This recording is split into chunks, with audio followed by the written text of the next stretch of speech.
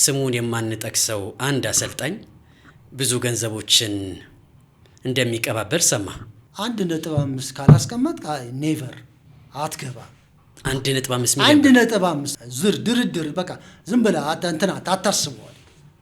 እኔ ጆሮዬን ማመን ያቃተኝ ማለት ምንም እንትን አላልኩኝም እንጂ በዚህ ደረጃ ከሆነ ገባረል ወደ ምን ሊመጣ ይችላል? ነፍስ መገዳደል ሁሉ ሊመጣ ይችላል። ገባረል እግዚአብሔር ይሁነን ነው ብለው ነው ባቸው። በጊዜው ታዋቂ ነበር ያ ጋዜጠኛ። ጋዜጠኛ ታዋቂ ጋዜጠኛ ነው እና መጥቶ ጠየቀኝ። አይ እንደዛ የሚሆን ነገር አይደለም አልኩት። ልቀቅላቸው ብሎ ማለት ነው። አሁን ልል የፈለኩት ነገር ምን መሰለክ፣ ወደ 7 የሚሆኑ የኢትዮጵያ ቡና ተጫዋቾች ፍራንክ ተቀብለዋል ለሰበታ ለመልቀቅ ማለት 7 የሚሆኑ ተጫዋቾች ማለት ነው፣ በወቅቱ የነበሩት ማለት ነው። ባትነግረኝ ይሻል ነበር። አሁን ግን አልኩት አሰልጣኙ ራሱ እኔን ቤንች ካደረገኝ አልኩት ችግር ነው የሚፈጠረው።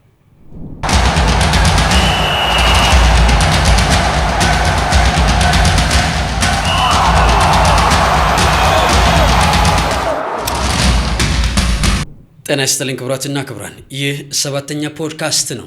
ዛሬም ከአንድ እንግዳ ጋር ቆይታ ልናደርግ እዚህ 7ኛ ስቱዲዮ ተሰይመናል። የዛሬው እንግዳችን በተለያዩ ክለቦች የተጫወተው ሀገሩን በመወከልም በብዙ ጨዋታዎች ላይ የተመለከት ነው። በታሪካዊ የ2003 የኢትዮጵያ ቡና ስብስብ ውስጥ አምበል የነበረው እድሉ ደረጀ በዴክሶ የዛሬው እንግዳችን ነው። ቆይታችንን እንደምትወዱ ተስፋ አደርጋለሁ። ይህንን ቆይታችንን ሰብስክራይብ፣ ላይክ እያደረጋችሁ እንድትጀምሩ በታላቅ ትህትና ጠይቃችኋለሁ። በዴክሶ እንኳን በደህና መጣ። እንኳን ደህና ቆየሽ። ሁሉ ሰላም? ሁሉ ሰላም እግዚአብሔር ይመስገን። እድሉ እያልኩ ልቀጥል ወይስ በሜዳ ስም የቱ ይሻላል? እድሉ ይሻላል። በጣም አሪፍ። አሁን ወደ አሰልጣኝነቱም ስለተገባ ብዙ ጉዳዮችን እናነሳለን። ከህይወት የተቀዱ ሀሳቦችን፣ እግር ኳሳዊ ሀሳቦችን እያነሳን ቆይታችንን እናደርጋለን። ከቅዳሴ መምጣት ነው። ጾሙ እንዴት ነው ብዬ ልጀምር። ያው ይሄ አሁን በኢትዮጵያ ኦርቶዶክስ ተዋሕዶ ቤተክርስቲያን በአዋጅ ከታወጁት አጽዋማት አንዱ የነቢያት ጾም ነው። ያው በተለምዶ ገና ጾም ይባላል። አሁን እንግዲህ ኦልሞስት ወደ 15 ቀን የቀረው ጾሙ ከተጀመረ ያው አጋጣሚ ለ7ኛ ቀረብ በሚለው የቅዱስ ጊዮርጊስ መናገሻ ገነተ ጽጌ ቤተክርስቲያን ከረጅም ጊዜ በኋላ እዛ አስቀድሼ ነው ወደዚህ የመጣሁት። በጣም ገርሞኛል። እግር ኳስ ውስጥ ሆነው ትህትናን፣ ስነ ምግባርን ገንዘብ ካደረጉ ሰዎች መካከል አንዱ አንተ ነህ። ትናንትና እንኳን ስናወራ ግድ የለም ቅዱስ ጊዮርጊስ አስቀድሼ በዚሁ እመጣለሁ ብለሃል። መሀል ፒያሳ ተወልዶ አድጎ በዚህ ልክ ስነ ስርዓትን ገንዘብ ማድረግ፣ ይሄ ማንነት መቼ ተሰራ? እኔ ባለውለታዬ ቤተክርስቲያን ነች። የመናገሻ ገነተ ጽጌ ቅዱስ ጊዮርጊስ ቤተክርስቲያን ሰንበት ትምህርት ቤት ነው።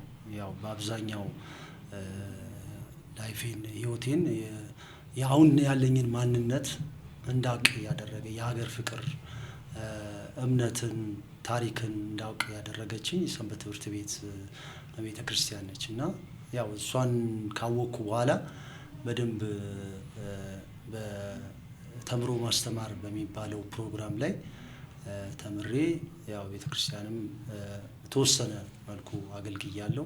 በአብዛኛው ከስራ ጋር በተያያዘ እንዲህ በቋሚነት ባታገለግልም ግን እንደዚህ ኦኬዥናል የሆኑ እረፍቶች ሲኖሩ የተወሰነ ተሳትፎ አድርጌያለሁ። በተረፈ ግን ብዙ ነገርን እኔነቴን የቀረጸኝ ሰንበት ትምህርት ቤት ነው። በጣም ደስ ይላል።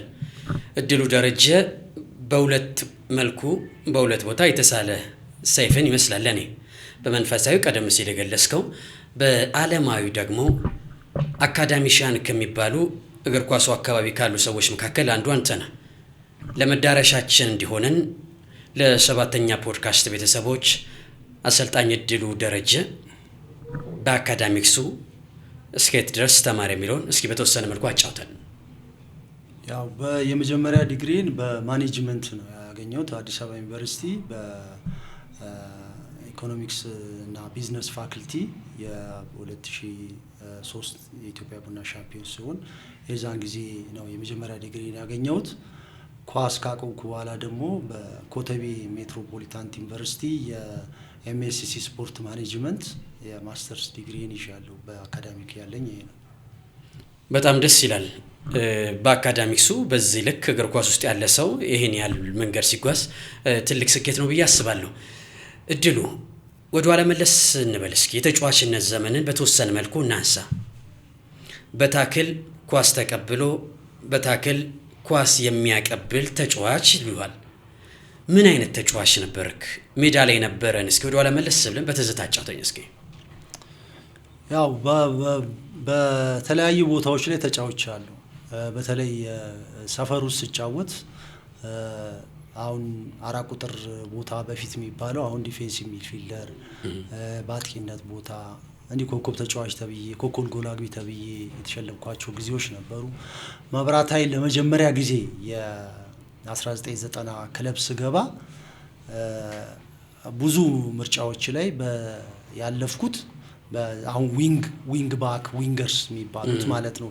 በ3-5-2 ሁለቱ ፍላንኮች ላይ የሚጫወቱ ተጫዋቾች በዛ ነው የተያዝኩት እና በኋላ ላይ ክፍሌ ቦልተና ነው ሲዲኤም ያደረገኝ ዲፌንሲቭ ሚድፊልደር ተጫዋች ያደረገኝ እና ከዛ በኋላ ያው ምንድነው ያለን ነገር ለመስጠት በመታረጋቸው እንትኖች ያው ይሄ ስም ይወጣል።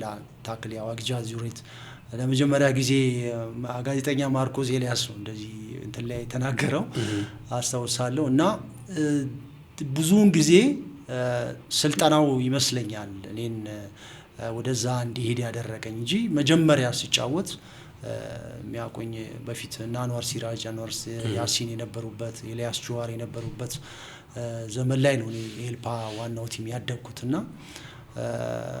አሁን የታወኩበትና በፊት የነበርኩበትን ትስል ስልጠናው ምን ያህል ጋፕ እንዳለውና በመሃል የነበሩኝን ኳሊቲዎች ያው አሁን በኋላ ላይ በተሰጠኝ ሮል እንዲጫወትበት በተሰጠኝ ምክንያት አንዳንድ ኳሊቲዎችን አጥቻቸዋለሁ። ነገር ግን ያው እዛ ቦታ ላይ ግን በደንብ ተጫውቻለሁ፣ በደንብ አገልግያለሁ። አሁን ያነሳው ሐሳብ አሰልጣኝ ለሆነው እድሉ ደረጀ ትልቅ ግባት ነው ብዬ አስባለሁ። መጀመሪያ ላይ ቴክኒካል ተጫዋች ነበርክ። በኋላ ላይ ግን ዲስትሮየር የሚባለው ቦታ ላይ ነው ማንነትህ ወደዛ መጥቷል። በኋላ ላይ በደንብ አድርገን እናነሳዋለን። አሁንም በትዝታ ወደ ኋላ ለወስድ ነው 15 ዓመታትን ልክ እንደ 15 ሳምንት የትናንትና ያህል የሚሰማንን የ2003ቱን የኢትዮጵያ ቡና ቤት ጉዳይ እናንሳው። ሰኞ ቀን ሰንበት የነበረበት ሰኔ 20 2003 ከአራቱ ማቅጣጫ የኢትዮጵያ ቡና ደጋፊዎች ካምቦሎጆ ከትመው አንድ ለእናቱን ዋንጫ ሊያነሱ የተጠባበቁበት ያንን ጊዜ እስኪ እንደ ቡድኑ አንበልነት ረጅም ጨዋታዎችን ለቡድኑ በቁጥር አንድነት እንደተጫወተ እስኪ መጀመሪያ ትዝታውን እናንሳው። ስሜቷንም ድረስ አለ እስኪ ባክህን። አዎ ምልክ ምኞትህ ብዙ ነው ማለት የአንድ ባዮግራፊ ሳነብ የተክለ ሐዋርያት መጽሐፍ ነው ባዮግራፊ አንድ ሴትዮ የተናገሩት ነውና ምኞታቸውን ነው እንደ ምኞቴማ እንደ ፍላጎቴ ንጉስ ባሌ ሆነው ታክሌ ውሽማዬ ብለው የተናገሩት ነገር አለ እና እሳቸው ያው ምኞታቸው የነበረውና አሁን ያላቸው እንትን እኔም ኢትዮጵያ ቡና ምልክ በአንድ 2003 ባደረግነው ስኬት ይሄ ሁሉ አመት ዋንጫ ሳይበላ ባይሄድ ትላለክ ምኞት እንትን ትላለክ የሆነ ብዙ ነገሮች ማድረግ የምትችልባቸው ነገሮች አሉ። ለዛ ነው አንዳንድ ጊዜ ስኬቶች ሁሉ ጊዜ መሆን የሚችሉበት አጋጣሚዎችን በተለያዩ ምክንያቶችን እናጣቸዋለን። አንደኛ እኔ በቃኝ ስኬት ምል ሰው አይደለሁም። በቃ ጀስት ዛሬ ሰራው በቃ አልቋል፣ ነገ ደግሞ ሌላ ነገር መፈጠር አለበት ብዬ ማስብ ሰው ነኝ የኋላን መርሳት አለ ሁሉ ጊዜ የፊቱን በደንብ እንድትሰራ ስኬትን ረስተ ደካማ ጎኖች ላይ ስቲክ አድርገ ይሄንን ደካማ ጎን እያስተካከልክ የተሻለ ነገር መስራት የሚችልባቸው አጋጣሚዎች አሉ። ኢንተርናልም ኤክስተርናልም ፋክተር ያን ነገር በቡና ቤት ውስጥ አጥቻለሁ በወቅቱ ማለት ነው።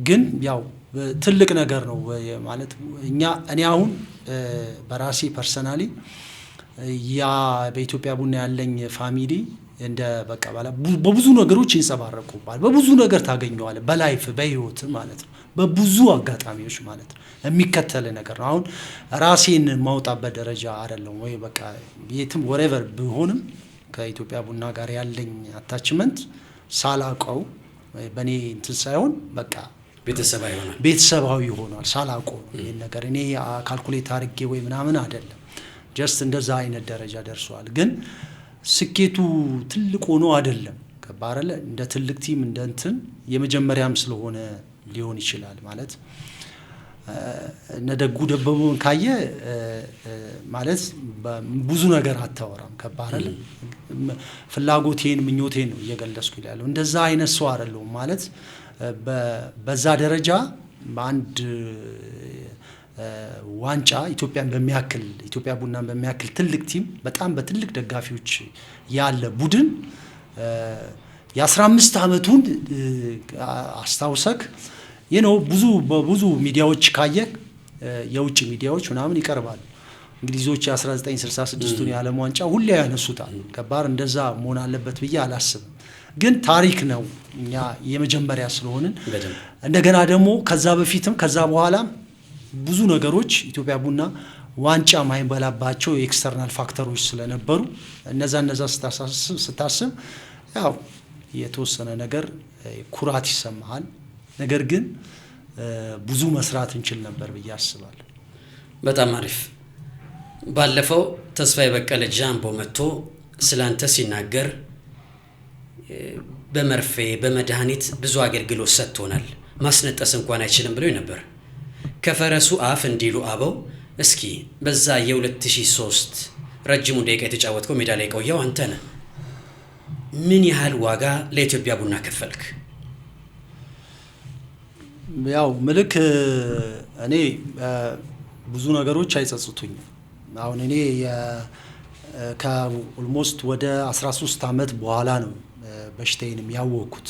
ሂፕ የዳሌ ችግር እንዳለብኝ ያወቅኩት ከኦልሞስት 13 አመት በኋላ ማለት ነው። ያ ማለት የህክምናው ችግር በፊት ያን የሚሰማኝ የነበረው ብሽሽቴን በቃ ማለት ምንም እንዳልከው ከጌም በኋላ ጌም ካደረክ በኋላ በቃ ራስን አታቆም ግርም ማንሳት አትችልም ምናምን ያው በብዙ ስቃይ ነው የምትጫወተው። በሽቴ ነው የሚሰማኝ በሽቴ ነው የምታሸው ብዙ ጊዜ ያው የሚሰማ ቦታ ላይ ነው የምትስተቻች። 2003 ከኢትዮጵያ ቡና ከወጣው በኋላ ኢትዮጵያ መድን ስገባ በቃ የግድ ማራይ መነሳት እንዳለብኝ እንትን አልኩኝ። ከዛ በኋላ ደግሞ ብሽሽታ አይደለም ጀርባ ነው ተባልኩኝ። ጀርባዬ ኦፍ ኮርስ ጀርባዬ ላይ የሆነ ማሳጅ ተደርጎልኝ ፊዚዮቴራፒ ጨዋታ ጀመርኩኝ። ከዛ ከብዙ አመት በኋላ ኳስ ካቆምኩኝ በኋላ ከ13 አመት ምናምን በኋላ አሁን የግዴታ ሂፕ ሪፕሌስመንት ያስፈልገዋል ተባልኩኝ። ያው ኦፍ ኮርስ ስራ ሰራለሁ ምን እላለሁ። መጥፎነቱ ምንድነው? ህመም አይሰማም። ህመም ስለማይሰማ በሽታን አታውቅም። እና የወገብህ ችግር ያመጣው የሂፕ ፕሮብሌም ነው። እና ያ ነገር ያው መጀመሪያም ኢትዮጵያ ቡና ሲጫወት ነው። ያው አሁን ያው ጭንቅላት የማይቀበላቸው ነገሮች አሉ። እንደገና ደግሞ ባለሙያ ታማክራለህ። በዚህ በህክምናው እንትን ያሉት ያው ቱ early ነው ይሄን ነገር ለማድረግ ማለት ነው። እኔም ደግሞ አይምሮዬን እንትን ስለው አሁን ባረግ እንደ አርቲፊሻል ነገር ስለሆነ አሁን ያለኝንም ነገር እንዳላጣ ብለህ የሆነ የምትፈራው ነገር አለ። እና ከዚህ አንፃር ያው ምንም ነገር እኔ ምንም የሚጸጽተኝ ነገር የለም ማለት ጀስት ስራዬ የሚከለክለኝ ነገር የለም። ስራዬን በትክክል እሰራለሁ። ያው አሰልጣኝነት ብዙ እንደ ተጫዋችነት የምትጫወተው ነገር አይደለም። ማሰልጠን የምትችልባቸው እንትኖች ሰፊ ናቸው። አብዛኛውን እውቀት ነው የምትጠቀመው። ከዚህ አንጻር ብዙ መስዋዕትነት ከፍያለሁ በራሴ ፐርሰናሊ ማለት ነው። ስለዚህ አሁን ላለው ትንሽ የማንከሱ ነገር ምናምን መነሻው ያ የኢትዮጵያ ቡና ቤት ቆይታ ነው ማለት ነው። ያ ነው። እኔ አሁን አይታወቀኝም ነበር ገባ አይደለ ማለት ቀስ እያለ ነው ማንከሱ የመጣው ገባ አይደል። የማይታወቅ ነገር አለ አይደል፣ አይታወቅም፣ ትራመዳለህ። አንዳንድ ሰዎች ታረክሳለህ እንዴ ይሉዋል። አንዳንድ የሆነ ጊዜ ማለት ነው አስተውለው ያዩ ሰዎች አጠገብ ያሉት ሁሌ የምትገናኛቸው ሰዎች ቤተሰብ ምናምን ማንም ሰው አያስተውሉ። ከዛ ቀስ እያለ ነው እያለ አሁን ላይ ያው በደንብ ሲሪየስሊ ያስታውቃል። ነገር ግን ያው ከመቼ ጀምሮ እንደዚህ በደንብ 2016 ኦልሞስት በቃ በደንብ የለየለት ሰዓት ነበረ። በደንብ አወቅኩት። እኔም ሕክምና ባለሙያዎቹን እንትን አረኩኝ፣ አሳየው ምን አልኩኝ። ያው ድንገት የሆነ ነገር ስለሆነ ያን ነገር ማድረግ አልፈለኩኝም በራሴ ማለት ነው። ያኔ ኢትዮጵያ ቡና ቤት እያለ ሕክምናው በደንብ ብትታይ ኖሮ እዚህ ደረጃ ላይ ደርስ ይችል ነበር ማለት እንችላለን። ሜቢ ማለት ቢያንስ አሁን ለምሳሌ ከዛ በኋላ ወደ 4 ዓመት ምናምን ተጫውቻለሁ። 2007 ነው ያቆምኩት። 4 ዓመት ተጫውቻለሁ። ከካውስ ካቆምኩ በኋላ የቀድሞ የኢትዮጵያ ቡና ተጫዋቾች ማህበር ነበረ። እዛ ላይ ጨዋታ እጫወት ነበረ ምናምን። ከዛ በኋላ የተወሰነ ጊዜ ያው ይህንን ካወቅኩኝ በኋላ መጫወት አቁሜያለሁ። ቢያንስ ይሄ ወደ ሲሪየስ ሳይሄድ ራሱ ኳስ ካቆምኩ በኋላ ራሱ እንኳን ባቀው የሆነ ነገር እዚህ ደረጃ ሳይደርስ ራስን የምትጠብቅበት ነገር ይመጣ። ያው የሕክምና ክፍተት ነው ይሄ በአጠቃላይ ማለት ይሄ ማለት በአብዛኛው ተጫዋቾች በእንደዚህ አይነት ኬዝ ውስጥ አሉ። ያው ሁሉም ያው እንደዚህ አያውጣው እንጂ ወይም ደግሞ የጉልበት ሊሆን ይችላል፣ ሌላም የብሽትም ሊሆን ይችላል። አንዳንድ ሲሪየስ ኬዞች ኖሮባቸው ከኳሱ የወጡ ተጫዋቾች አሉ። ያው እኔ ኦፍ ኮርስ ኳሱ በቃኝ ብዬ ነው የወጣሁት። ብዙም ኳሱ የሚያጓጓኝ ነገር አልነበረም። ያው ተጫዋች 17 ዓመት ሞልስ ተጫውቻለሁ። አይ ቢወጣልኝ ምናምን ብለህ የምታስበው ነገር አልነበረም። በስርዓቱ ፕላን አድርጌ ነው ወደ ስልጠና የገባሁት፣ ወደ ማሰልጠኑ የገባሁት። በዛ ብዙም እንትን የለኝም። ግን ሕክምናውን ግን አላወቅኩትም ነበረ ማለት ያለብኝን ኬዝ ትክክለኛውን ኬዝ ሕክምናው አልረዳኝም። በጣም አሪፍ። እዛው ኢትዮጵያ ቡና ቤት እንቆይና አንድ ጉዳይ እናንሳ። ከዛ ሁሉ ፌሽታ ከዛ ሁሉ ድግስ በኋላ ለኢትዮጵያ ቡና ደጋፊዎች ደስ የማይል ዜና ተሰማ። 2004 የውድድር ዘመን አንድ ተጫዋች ከኛ ጋር አይቀጥልም የሚል የቡድኑ ካፒቴን የቡድኑ ሳምባ የነበረው እድሉ ደረጀ ከኢትዮጵያ ቡና ጋር እንደተለያየ መረጃዎች ወጡ። እስኪ አሁንም እናንሳው ከፈረሱ አፍ በደንብ ለማጥራት ያህል ማለት ነው። ለምንድን ነው በጊዜው ኢትዮጵያ ቡናን የለቀከው? ከዛ ድግስ በኋላ መቆየት አይቻልም ነበር ወይ? አንዳንዶች አሸናፊ ቡድን ለምን ይፈርሳል የሚል ጥያቄ ያነሳሉ። ባለቤቱ እድሉ ደረጀ ምን ይላል? ያው ሁለት ልጆች ለቀናል። እኔ ለቅቄ ያለው ምን ያህል ተሾመ ለቀዋል። ያው ሁለታችንም ምን ያህል ተሾመ ያው በስታቲስቲክስ ካሰርላው ወደ 9 ጎል ምናምን አግብቷል። ብዙ አሲስት አድርጓል በዛ አመት ላይ ማለት ነው። እኔ ደግሞ ከፍተኛውን ደቂቃ ተጫውቻለሁ። ያው እንትንም ነው ጭምር ማለት ከኳስ ውጪ ያሉ ኤክስፒሪየንሶችንም ብዙ ነገሮችን ረድቻለሁ ብዬ አስባለሁ። ያው ጊዜን በመስጠት ማለት ነው፣ ፍላጎትም ስለሆነ ማለት ነው። ያው እዛ አመት ካሉት ተጫዋቾች በጠቅላላ ሲኒየር እኔ ነኝ። ብዙ ነገሮችን አይቻለሁ።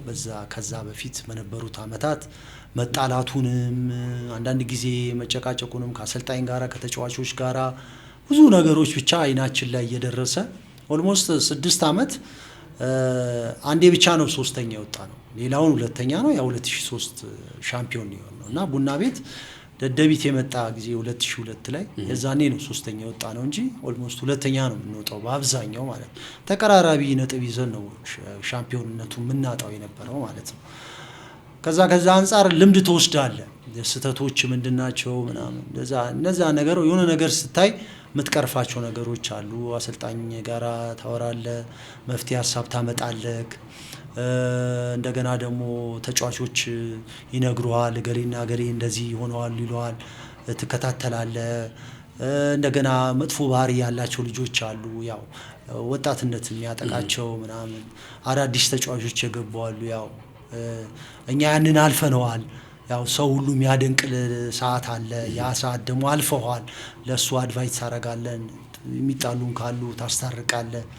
ይሄ ስራዎች ኦፍ ዘ ቦል ኦፍ ዘ ፒች የምትሰራቸው ስራዎች ናቸው እና ለአሰልጣኝ በጣም ትልቅ እፎይታ ነው የምትፈጥረው እና ከዚህ አንጻር ያው ያንን እንትን ሁሉ ነው አሁን ስትወጣ ቲሙ የሚያጣው።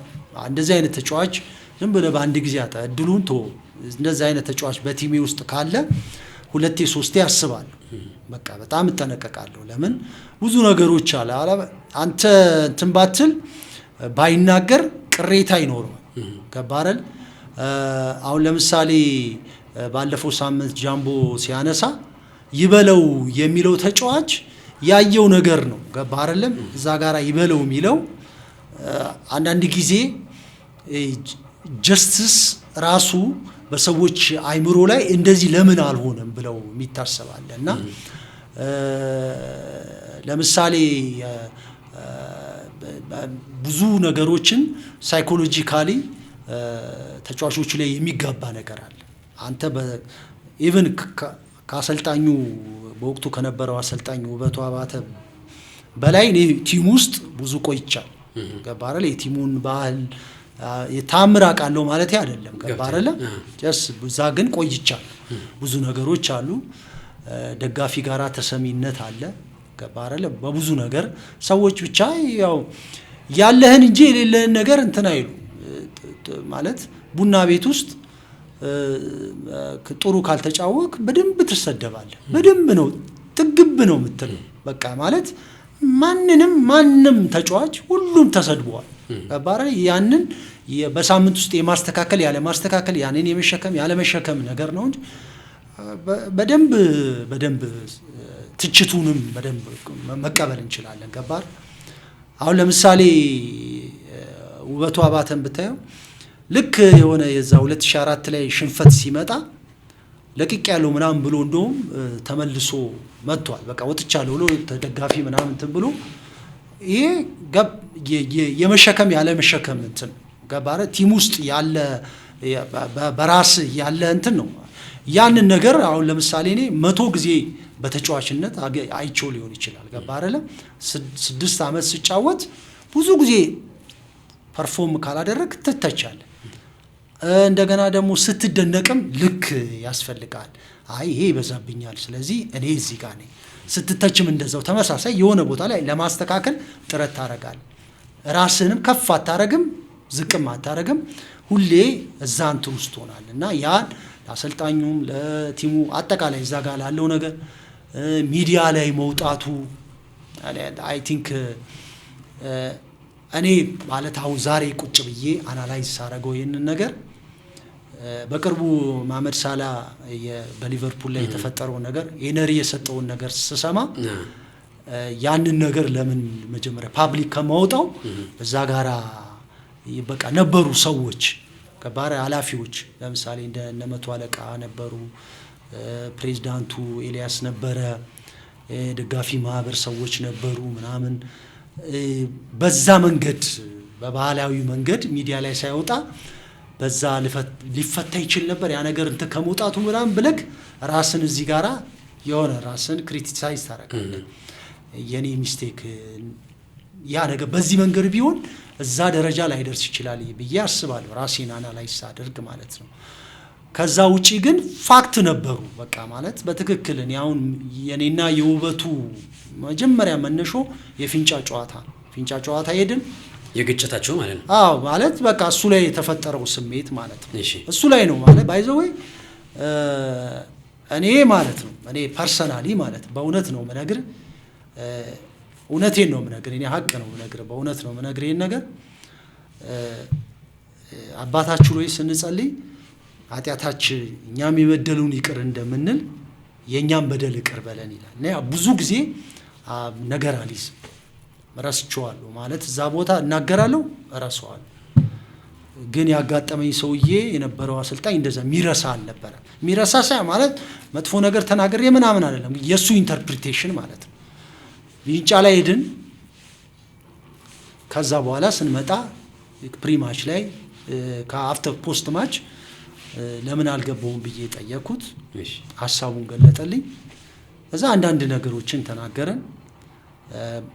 ሀሳብ ማለት እንደዛ ካሰብክ ታራ እነዚህ ልጆች ቢገቡስ the only 365 ቀን ስናወራ ውበቱ ራሱን ችሎ የሚያሰለጥን ትልቅ አሰልጣኝ ነው። የማንንም እርዳታ የሚፈልግ አይደለም። አድቫይዝ የሚጠይቀው የመጨረሻ ውሳኔ የሱ ነው። የዛን ጊዜ እኔ ከዛ በፊት አድቫይዝም ጠይቆኝ አያውቅም። በአብዛኛው ነገር ተከባብረን ነበር የምንሰራው። እንደውም ቡና ውስጥ አራ ከድሉ ሌላ የሚሰማው የለም የሚባል ሰው እዛ እነዚህ ልጆች ቢገቡ ወይም ደግሞ ትሬኒንግ ላይ ጌም ላይ እንደሚገቡ ብታሳያቸው ብዬ ሁለት ተጫዋቾች ምናምን ብዬ ከጣትም ይበልጣል ምናምን ብዬ ተናግሬያለሁ። እንደውም የዛን ጊዜ እና ያችን ነገር ፕሪማች ሚቲንግ ላይ ተናገረ። እሱ ሲናገር ከዛ በኋላ የጊዮርጊስ ጨዋታ ነበር። ቀጣይ እዚህ መጣን፣ ከጊዮርጊስ ጋር ተጫወትን። ከዛ ፖስት ማች ሚቲንግ ስናደርግ ውበቱ እኔ ባለፈው በተናገርከው ነገር ደስተኛ አይደለሁም፣ እኔ ከጣት ይበልጣል ስትል ልጆቹ ላይ የሚፈጠረው ነገር እኔ ሪስፔክት ያደርጉኛል፣ አስተላለፍ ምናምን ላይ ልክ እኔ እንደምገባ አይነት ነገር ነው እዛ ላይ ኤክስፕረስ ያደረገው። the way you express ትክክል አይደለም። እንደገና ደግሞ ያው ያንን ያልኩትን ነገር እነዚህ ልጆች እንደዚህ ያልኩ በዚህ ምክንያት ነው ብዬ እዛ ላይ ያችን ያዛት። በቃ አሁን ያችን ያደረገው ለምንድን ነው እሱ አሁን እዚህ ቁጭ ብዬ ሳወራ ለምን ያንን ነገር አደረገ ካልከኝ እዛ ጋራ ማይሰለፉ ማይጫወቱም ተጫዋቾች ምናምን ተናገሩ። ገባረል ሐሳባቸውን ሰጡ። ገባረል ያ ነገር ይዞታል። እሱ ያዘው በምንድነው ይሄንን ነገር ሰምቻለሁ በወቅቱ ከነበሩት ምክትሎች ምናምን በቃ ማለት በኔ ንግግር እንደተናደደ ማለት ነው። እኔ ግን እውነቴን ነው የምነግርህ ረስቼዋለሁ። አሰልጣኙ ውበቱ ግን በቃ በውስጡ ይዞታል። በቃ በትክክል ደግሞ ያንን ነገር እንዴት እንደተገበረው በፊርማ ስነ ስርዓቱ ላይ እኔ ሁሉም ሰው ከፈረመ በኋላ መጨረሻ ነው የተጠራሁት። እሺ የቀረበልኝ 1 አመት ነው የተሰጠኝ የፊርማ ክፍያ የመጀመሪያው 80,000 ነው የተባልኩት። ለ2 አመት ፈርሞ የገባው በኔ ቦታ የገባው ልጅ 270,000 ብር የተሰጠው። ቢያንስ የሆነ ተቀራራቢ ነገር ለ1 አመትም ቢሆን ቢያንስ ተቀራራቢ ነገር። ከዛ በኋላ 20,000 ብር ተጨመረልኝ በቴክስት ምናምን በቃ 100,000 መጨረሻ 100,000። እዛ በኋላ ከሱ ጋራ በስልክም ስናወራ ምናምን የተፈጠሩት ነገሮች ነገሩ በቃ ወደ አልተፈለገ እንትን ሄደ። እሱ ደብዳቤ አስገባ። በቃ አልፈልገውም ማለት እኔ ልፈርም በቃ ይሁን በቃ በመቶ ልፈርም ብዬ በርኩኝ ሰዓት የነበሩት ስራ አስኪያጅ ውበቱ እንትን ብሏል ፍላጎት ባንተ ላይ ደብዳቤ አስገብቷል አለ። በዛ እኔና ኢትዮጵያ ቡና ተለያየ። ያ ምትለው ሀፕን ያደረገው በዚህ ኬዝ ነው ኦንሊ በዚህ ስብሰባ እንጂ 365 ቀን እኔና ውበቱ አሁን ደግሞ ነገርክ። እሺ አሁን ደግሞ እኔ ውበቱን እኔ ራሴ ነኝ ይቅርታ ብዬው ለማውራት እውነት ይሄን ማንም ሚዲያ ላይ ተናግሬው አላውቅም። እኔ ራሴ ነኝ ነው በአንድ ወቅት ላይ የሆነ ቦታ ላይ ተገናኘና ውበቱ እኔ ይቅርታ ያልኩ እኮ እኔ ስለ ሃይማኖት በበድልም የበደለንም ያልበደለንም ስለሆነ ነው ይቅርታ ያልኩ እንጂ እኔ በድዬ አይደለም። እንደዛ አይደለም።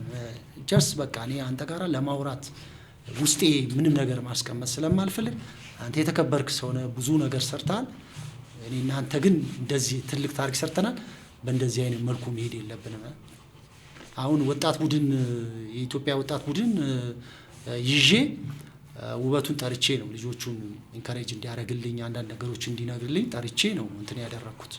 ስለዚህ ችግሩ ተፈቷል ማለት ነገርኩ እኮ እኔ ኃጢአቴ እንዲተውልኝ የምፈልግ ሰው ነኝ። ድንቅ በፍጹም እንደዚህ አይነት ነገር ውስጤ ማስቀረት አልፈልግም። ኦንሊ ይሄ ነው ምን ያባታችሁ ወይ ሚስጥር በቃ እኔ በደለኛ ሰው ነኝ፣ ስለዚህ እኔም አጠፋለሁ፣ እሳሳታለሁ፣ የኔንም እርሳልኝ ከሚል አንፃር በጣም ያስደንቃል። ይቅርታ ስትጠይቅ ግን አሰልጣኙ ውበቱ አባተ በምላሹ ምን አለ? አይ ከዛ በኋላ በቃ ምንም ማለት ተነጋግረን ምናምን አይደለም፣ ጀስት በቃ ያለፈው አልፏል ይቅር ለእግዚአብሔር። በጣም ያስገርማል። በጊዜው ግን እንደሚገባኝ ትሪት አልተደረኩም የሚል ሀሳብ አለ።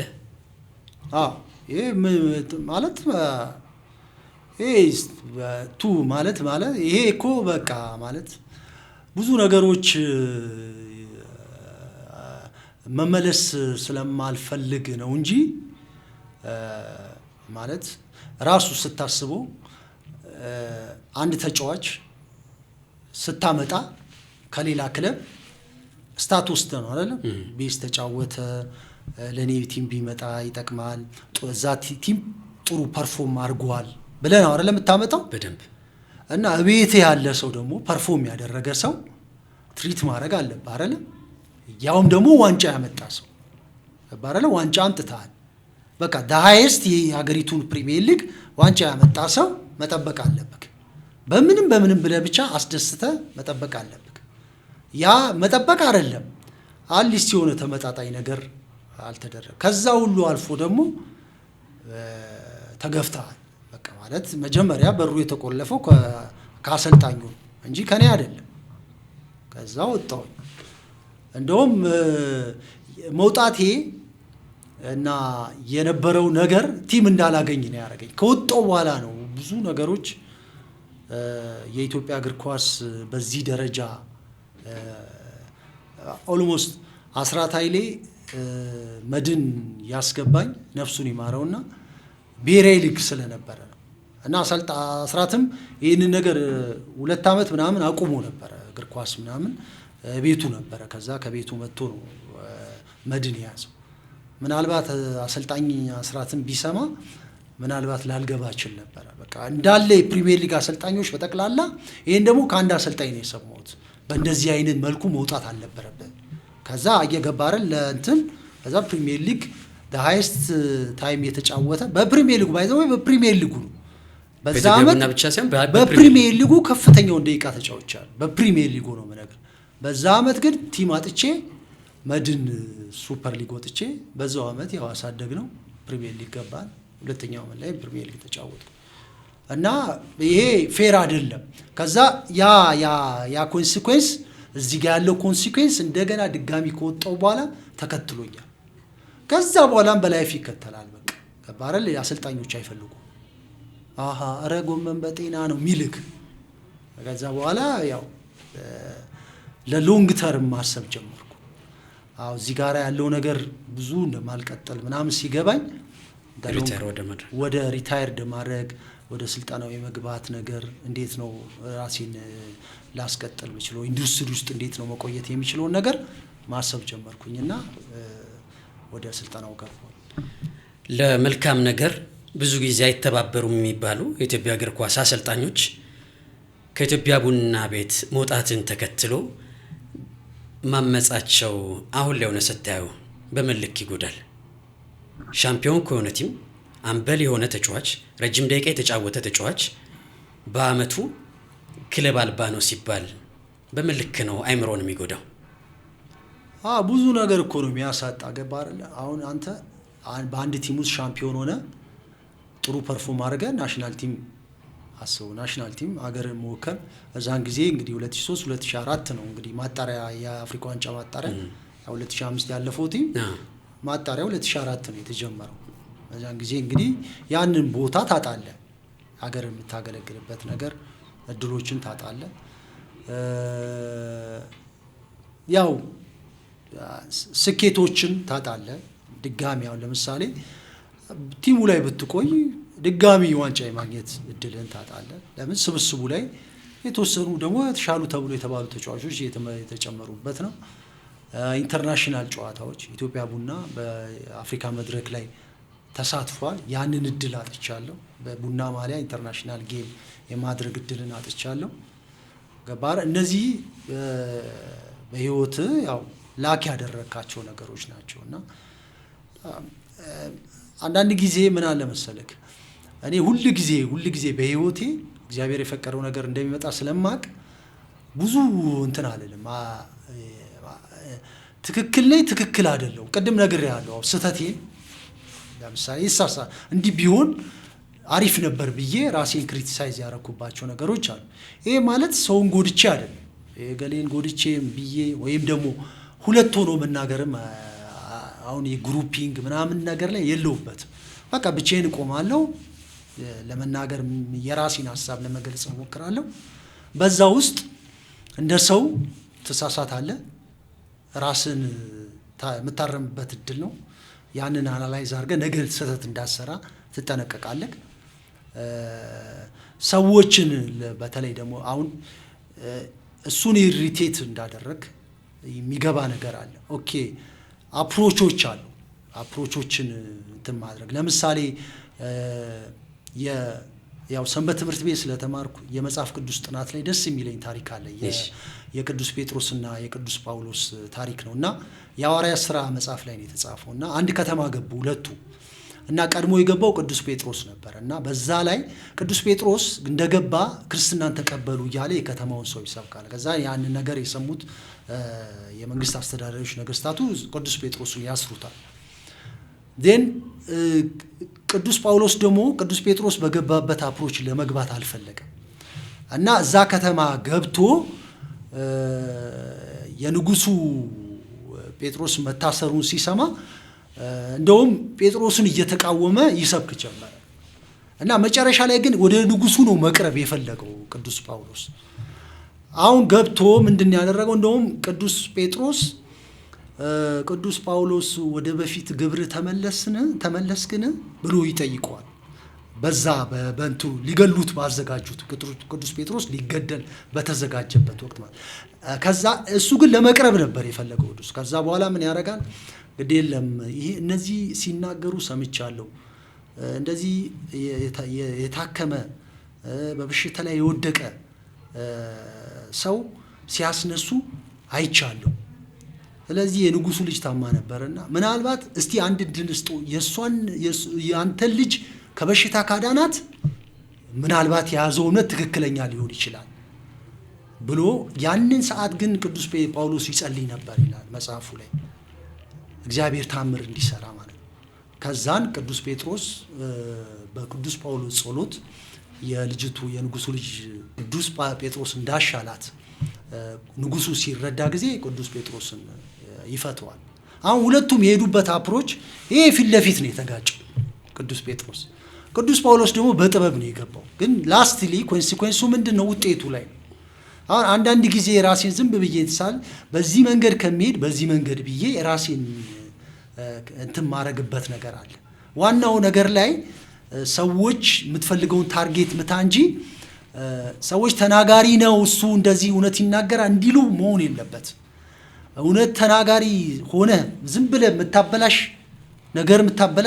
ሆነ መገኘት አይደለም ዋናው ቁም ነገር በጥበብ ትክክለኛውን ነገር ታርጌት እንዲመታ ማድረግ ነው ወሳኙ ነገር በያስባለሁ በዛ ነገር ላይ ራሴን ማገኝባቸው ስህተቶች አሉ ያንን አርማለሁ በያስባለሁ በህይወቴ እየተማርኩ ሄዳለሁ ከዛ ውጪ ግን ዳይሬክትሊ የተበደልኩባቸው ነገሮች እንደ ሰውኛ መውጣት የለብኝም ኢትዮጵያ ቡና ብዬ አስባለሁ ያው የሰፋክት ብዬ ነው ማስበው እዚህ ላይ የማሳረጊያ ሐሳብ አንስተን ቀጥታ ወደ ናሚቢያ እንበራለን ለኮቺንግ የማሳረጊያው ሐሳቤ አሁን ባለህበት የመንፈሳዊ ሐሳብ ልህልና ሳትሆን ያኔ ኢትዮጵያ ቡና አንተ በወጣ በአመቱ ከፍተኛ የውጤት ቀውሶች ገብቶ ነበር አንተ ደግሞ መድን ቤት ነበርክ ያንን ስትሰማ እንደ ሰውኛ የእውነት ስለማምን ነው መጠየቅ የኔ ግፍ ነው አንዳንዶች ስለነገሩኝ ስላሉኝም ጭምር የኔ ግፍ ነው እኔ ላይ ደረሰው ነው የሚል ስሜት ነበር በጊዜው አሁን ላይ አይደለም በጊዜው ያ ስሜት ነበር እንደ ሰውኛ ማለት እንዴት መሰለህ አሁን አንድ ጊዜ ሰው እንኳን አይደለም እኛ ጸጋ እግዚአብሔር እውነትና ትክክሉን የመለየት የምንችል ጸጋ የተሰጠን ክርስቲያኖች ቀርቶ ማንም ሰው ጥሩና ክፉን የመለየት ነገር እንትን ይለዋል በዛ ደረጃ አይደለም የምታስበው ነገሮችን ገባ አይደለ? አንዳንድ ጊዜ የይቅርታ ልብ ሲኖርክ ነገሮችን ረስተክ ወደ ሌላ ነገር የምትገባበት ሰዓት አለ። ገባ አይደለ? እኔ ብዙ ጨዋታዎችን ገብቻ አይቻለሁ። ቡናን ገብቻ አይቻለሁ። እንደውም አንዳንድ ነገሮችን ስሰማ ነው የቀረሁት። በቃ ማለት ምን ሰማ? አዎ ስሰማ ምንድነው የምትለው? እንደዚህ ገባና እንደዚህ ልክ አውለካል እንደ ተበዳይ እንትኑ ሲያይክ ደጋፊው እዛ ቁጭ ብለህ ምናምን ሲያይክ ነገሮች በቃ እዚህ ጋርም ስትሰማ እዚህ ጋር ደግሞ ያለውን ነገር ስታይ እነሱ ላይ ቲሙ ላይ የሚፈጥረው ነገር ስታይ ትውጣ በቃ ትቀራለህ። በቃ በርቀት ምናምን ትሰማለህ እንጂ እንዲህ አይነት እንትን ውስጥ በእውነት ነው አልነበርክም በጊዜው። እኔ በፍጹም ማለት እንዴት መሰለ እግዚአብሔር ሁሉንም ለአንዱ ወዲያው ይከፍለዋል፣ ለአንዱ በመሃል ይከፍለዋል፣ ለአንዱ መጨረሻ ላይ ይከፍለዋል፣ የእጁን ይሰጠዋል እንጂ ያን ደግሞ ሰዎች አይደለም፣ የሰዎች መመዘኛ አይደለም፣ የእግዚአብሔር መመዘኛ እንደኛ ሰው አይደለም። እሱ የሚመዝንበት ዋጋ የሚከፍልበት የራሱ እንትን አለ። መጽሐፍ ቅዱስ ላይ ይላል እነዚህ አረሞቹን እንንቀለው ወይ ብለው ሲጠይቁት ኖ አትንቀሏቸው እስከ መኸር ድረስ ይቆዩ። ሁሉም ሰው ይቆያል። ራሱ ዋጋ የሚከፍል እግዚአብሔር ዋጋ የሚሰጥበት ወቅት አለ እና ይሄ የኔ ዋጋ ነው ይሄ እንደዚህ ነው ልል አልችልም። ገባ አይደለ? የራሱ የእግዚአብሔር ጊዜ ስላለው የእግዚአብሔር ስራ ስለሆነ ማለት ነው። በጊዜው እንዲህ ያለ የመንፈስ ልዕልና ላይ ከነበርክ በእርግጥም የሚገርም ስብዕና ነው ያለ። አክባሪ ነኝ ለማለት ነው እግረ መንገድ የእውነት ተገፍተ ይሄን ያህል ከፍታ ላይ መቆየት ሳትወርድ በዚህ ልክ ለቡድኑ ማሰብ ከቻልክ እድሉ ደረጀ ማን ነው የሚለውን የሰባተኛ ፖድካስት ቤተሰቦችም የኢትዮጵያ ቡና ቤተሰቦችም በደንብ አሁን ላይ ማረጋገጫ ያገኛሉ ብዬ አምናለሁ። ተገፍተ ባርሴሎና ላይ ተጥልሃል። ወደ አሰልጣኝነቱ ልመጣ ነው። ከናሚቢያ እስከ ስኮትላንድ፣ ከስኮትላንድ ባርሴሎና የዩኤፋ ላይሰንስን አግኝተሃል። እስኪ የአሰልጣኝነት መንገዱን እነዚህን ኮርሶች ለመውሰድ አንዳንዴ መዋጮ ብድርም ልጆችን መበደልም በትልቁ ደግሞ ኤነርጂና ጊዜህንም ጭምር ሰጥተዋል። እስኪ ስለ ባርሴሎናው ስለ ስኮትላንዱ አጫውተን። ያው እንዳልኩ የእግር ኳስ ህይወቴ ያለቀ የመጣ እንደሆነ ሲሰማኝ ወደ ሎንግ ተርም ማሰብ ጀምሬያለሁ እና ሲ ላይሰንስ ለመውሰድ ብዙ አልከበደኝም እና የካፍ ሲ ላይሰንስ ወዲያው ኳስ እንዳቆምኩኝ ወዲያው ነው የወሰድኩት እና ቢ ላይሰንስ ግን እንደ ሰማይ ነው የራቀኝ።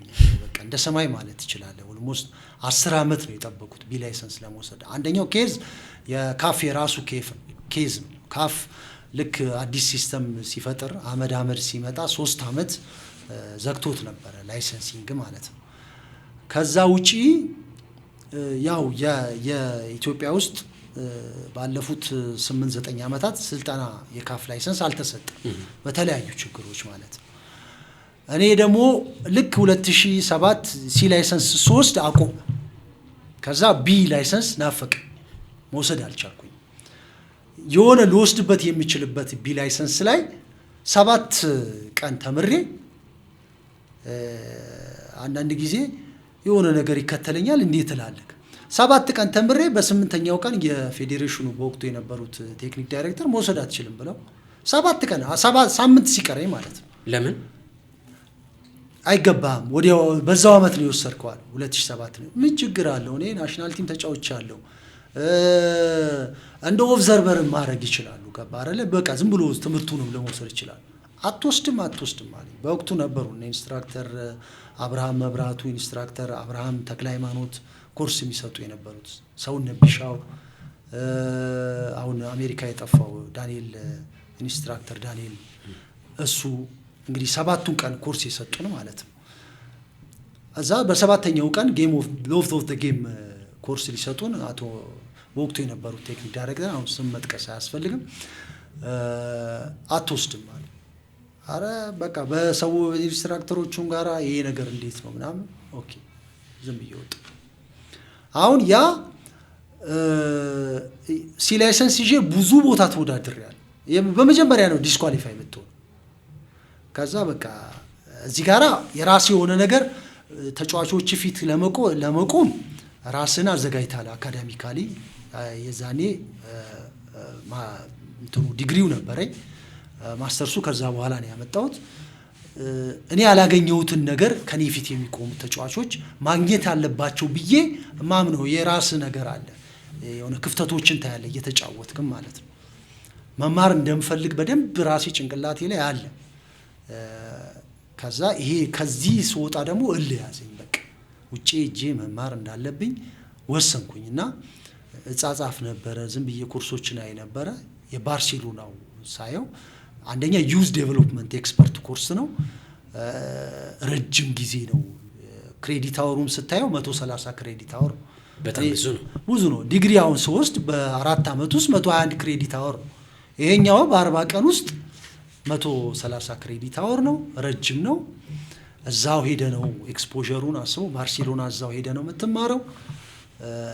በቃ አሁን በቃ እዚህ ላይ አግሬሲቭሊ መሄድ አለብኝ አልኩኝ። በቃ ማለት ብዙ ነገሮች ያው የብዙ ሰው አስተዋጽኦ አለበት። ይሄንን የቀድሞ ተጫዋቾች ኢትዮጵያ ቡና ክለቡ ራሱ በቃ ማቃቸው ደጋፊዎች፣ በጣም ማከብራቸው ደጋፊዎች አሁንም በአመራር ላይ ያሉ የሌሉ ብዙ በቃ ኮንትሪቢዩት አድርገውልኝ ድጋፍ አድርገዋል። በቃ ከአንዱ 5000 ከአንዱ 2000 ከአንዱ 3000 ምናምን እንደዛ ማለት አንዳንድ ጊዜ ማለት እኔ አሁን ብዙ ሶሻል ኮንትሪቢዩሽን አድርጌያለሁ። በጣም ብዙ ቦታዎች ላይ በነፃ አገልግያለሁ። ብዙ ነገሮች ቦታዎች ላይ ማለት ስቲል ማገለግልባቸው ነገሮች አሉ። ያ ማለት እኔ የተረዳው ሰው ነኝ። እኔ ደግሞ መርዳት አለብኝ ብዬ ስለማስብ ማለት ነው። ያው አንዳንድ ጊዜ እናንተ የሰጣችሁት ገንዘብ ዝም ብሎ ሜዳ ላይ አልወደቀም። ያው እናንተ የረዳችሁ ነገር ያው ያገለግሉ ፍሬ አፍርቷል ለማለት ያህል ነው ይሄንን የምናገረው። ማለት ሌሎችም ቢረዱ የተሻለ ነገር ስለሚያገኙ ማለት ነው። በዚህ አጋጣሚ 100 አለቃ ፈቃደ ማሞ ማመስገን እፈልጋለሁ። እሱ ነው እንድማር ያደረገኝ የፈቀደልኝም ዋናውን የኮርሱን ክፍያ እንዲከፈል ያደረገው።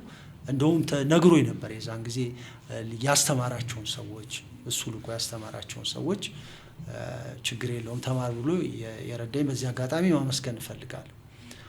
እና በቃ እግዚአብሔር ረዳኝ። ቪዛውንም አገኘው ሄድኩኝ።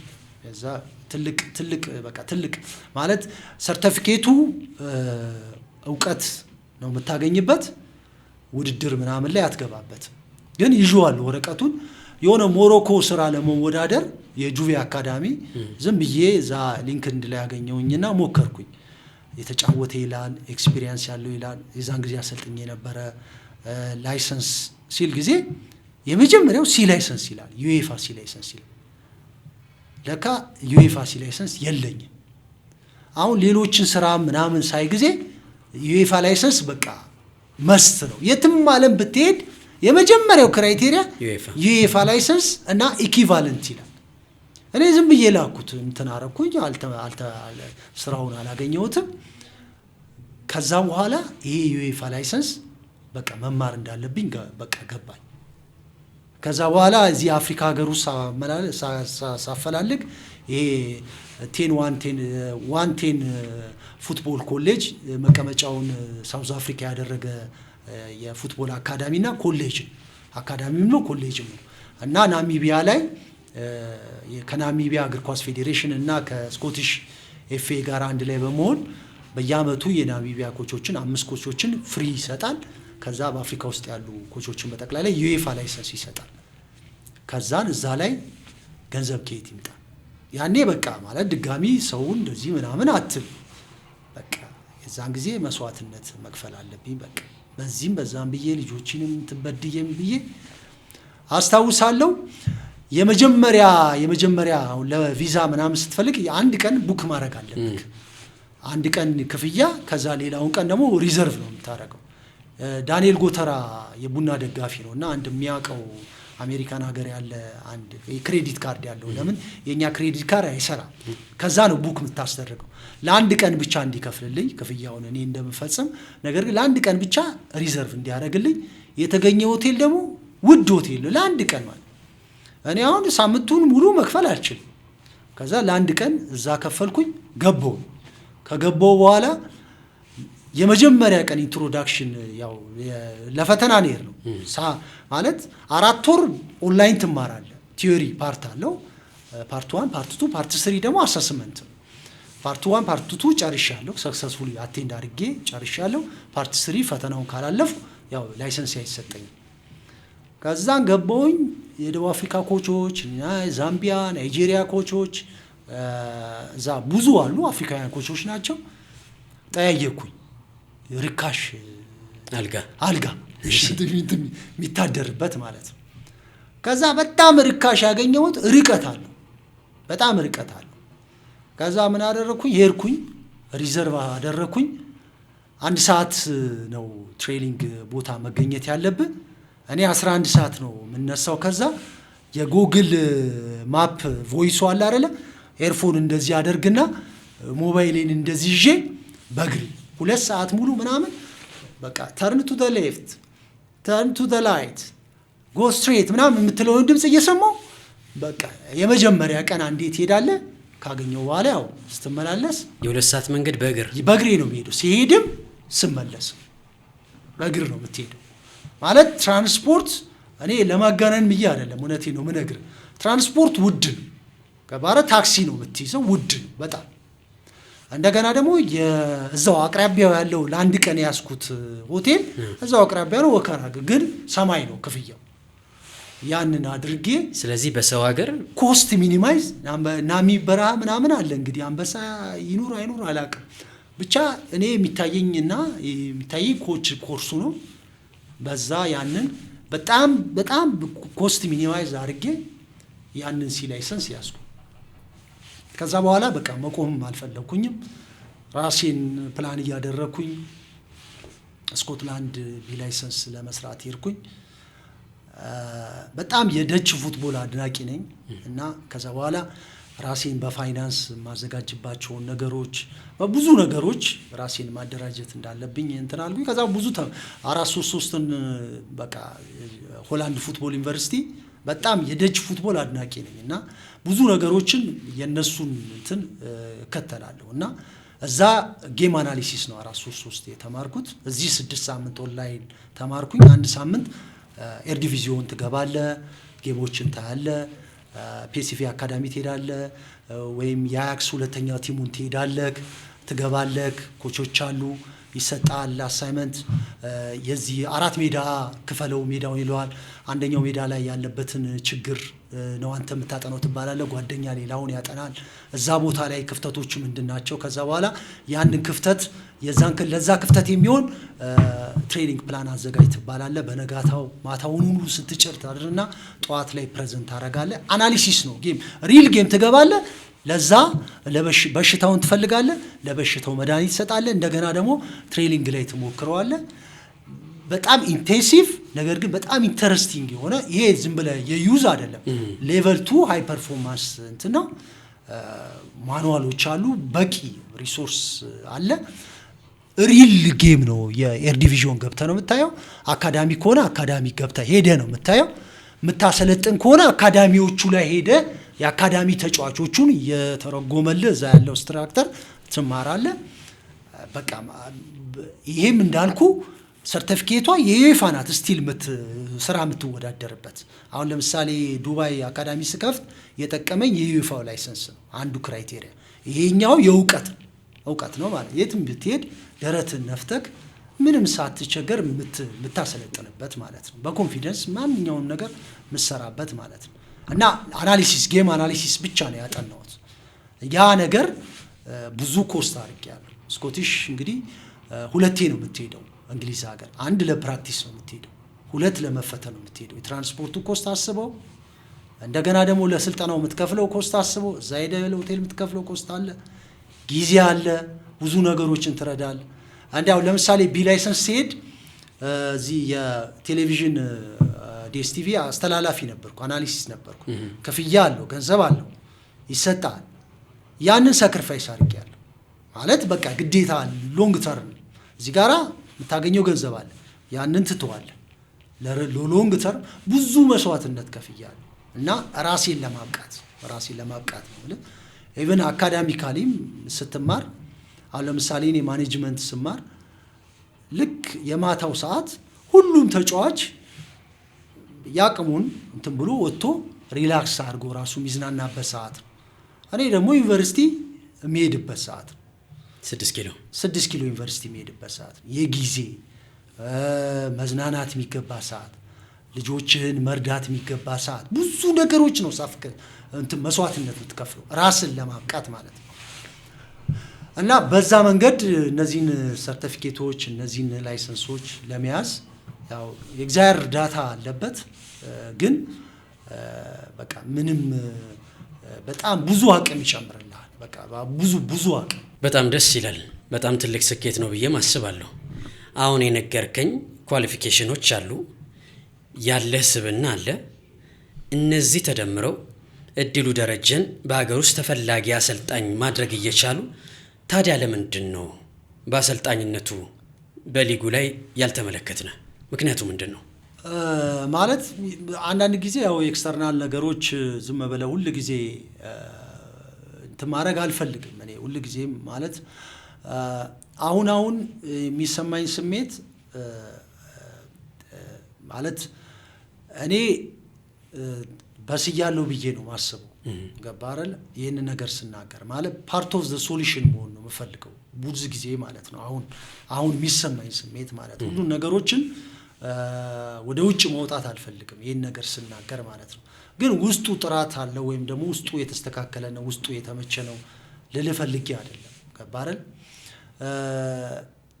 ለምሳሌ ፓርት ኦፍ ዘ ሶሉሽን ብዬ ሳወራልክ ለምሳሌ የመጀመሪያ ስልጠና የጀመርኩት ኢትዮጵያ ቡና ውስጥ ነው። ልምድ አልነበረኝም።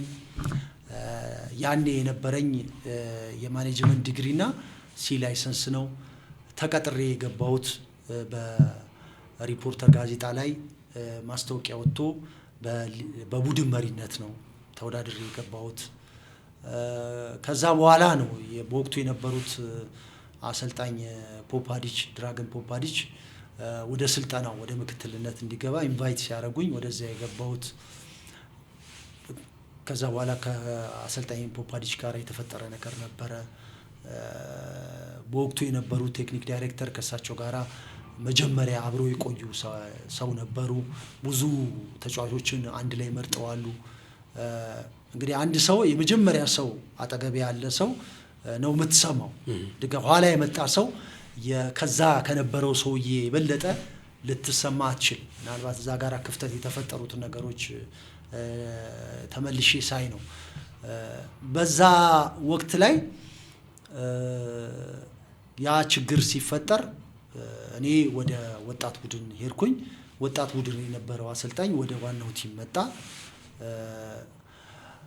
እዚህ ጋራ ከአንድ ወር ከሁለት ወር በፊት ለኔ ይምጣልኝ ብለው የነበሩት ኮች ይምጣና ይግባ እኔ ጋራ ምክትል ይሁን ብለው ከሁለት ወር በኋላ ደግሞ አይ አልፈልገውም ብለው ወደ ታች ወረድኩ እና አንዳንዴ ደመመራ ነኝ እንጂ ይላሉ። ገባረን የሆነ ነገር አለ ማለት እንችላለን። አዎ በቃ ማለት እዛ ጋር አልኩ ያልኩ ሰውዬ አታችመንት ነው። ገባረን አንዳንዴ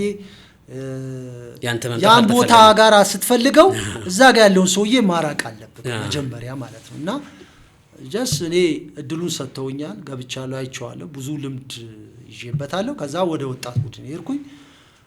አንድ አመት ከምናምን በኋላ ከሰራው በኋላ ደግሞ ተመልሰው ደግሞ ያኔ ያው በቦርድ ወደዚህኛው ናና እዚህ ጋር ዳ ተባልኩኝ። ያው እዛው ቡና ውስጥ እስካለ ድረስ እዚህም እየሰራ ከዛ በኋላ ጊዜያዊ አሰልጣኝ ሆኜ 6 ወር እንደሰራው ወጣሁ። እኔ በቂ ጊዜ አግኝቻለሁ ልላ አልፈልግም። ኢትዮጵያ ቡና ውስጥ ጀስ በቃ ማለት እየሮጥክ ነው የወጣው። ገባለ እየሮጥክ ነው። ተጫዋቾች ደግሞ ብዙ ተጫዋቾችን ወደ ላይ ያልወጡበት ጊዜ ነው። በአመቱ ግን ብዙ ተጫዋቾች ወጥተዋል። ስም መጥራት ይችላል የነበሩትን ተጫዋቾች አሁን በየክለቡ ያሉ ተጫዋቾች ማለት ነው። ኢትዮጵያ ቡና ያልተጠቀመባቸው ማለት ነው። የነበረው ችግር ግን ምንድን ነበረ መሰለክ? ያኔ ቢጫ ካርድ የሚባለው ብቻ ነበረ። 5 ተጫዋች በቢጫ ካርድ እሱም ከ17 አመት በታች የሆነ እኔ ደግሞ የ20 ዓመት በታች አሰልጣኝ ነኝ። ስለዚህ እኔ ጋራ ያሉ ተጫዋቾች አውቶማቲካሊ ከ25ቱ እንዳንዱ መሆን አለባቸው። ቢጫ ቲሸርት ያላቸው ደግሞ 5 ደግሞ ከ25ቱ ውጪ መሆን ይችላሉ። ኤኒ ታይም ሲም እየተጫወቱ ዋናው ቲም በሚፈልግበት ሰዓት መምጣት ይችላሉ። ስለዚህ የኔ ተጫዋቾች በቃ ብስል ብለው ከ25ቱ እንዳንዱ ነው መሆን ያለባቸው። ዋናው ቲም የሚመጣ አሰልጣኝ ደግሞ ውጤት ይፈልግበታል። ስለዚህ የሚያለማምደው ነገር አቆይቶ 1 ዓመት ቴምፖራሪ የሚቆዩበት የለም። ያ የ20 ዓመት ልጅ አንደር 20 ልክ እድሜው ኤምአርአይ ሲያልፈው ልክ 20 ከገባ ዋናው ቲም ካላደበ ከቲሙ ይወጣል። አሁን ለምሳሌ አብዱል በሲት ከማል አውቶ ማንሳት ይችላል። አሁን ኢትዮጵያ ቡና ያደገ ነው። በጣም ብዙ የለፈው 2 ዓመት አንደር 20 አሰልጥኛዋል። እንደዚህ አሁን በአመቱ ያደጉ ልጆች አሉ። እንደዚህ ቆይተው እንዳጋጣሚ ቆይተው ያደጉ ዮሴፍ ተስፋዬ ይዞ ቲሙን ባኔ ከወጣኝ በኋላ ማለት ነው። እና እንዲህ አይነት አሁን ለምሳሌ በገፍ ሊያድጉ የማይችሉበት ሁኔታ የተፈጠረበታል። አሁን ንግድ ባንክ ይዤ 2 ዓመት አሰልጥኛለሁ።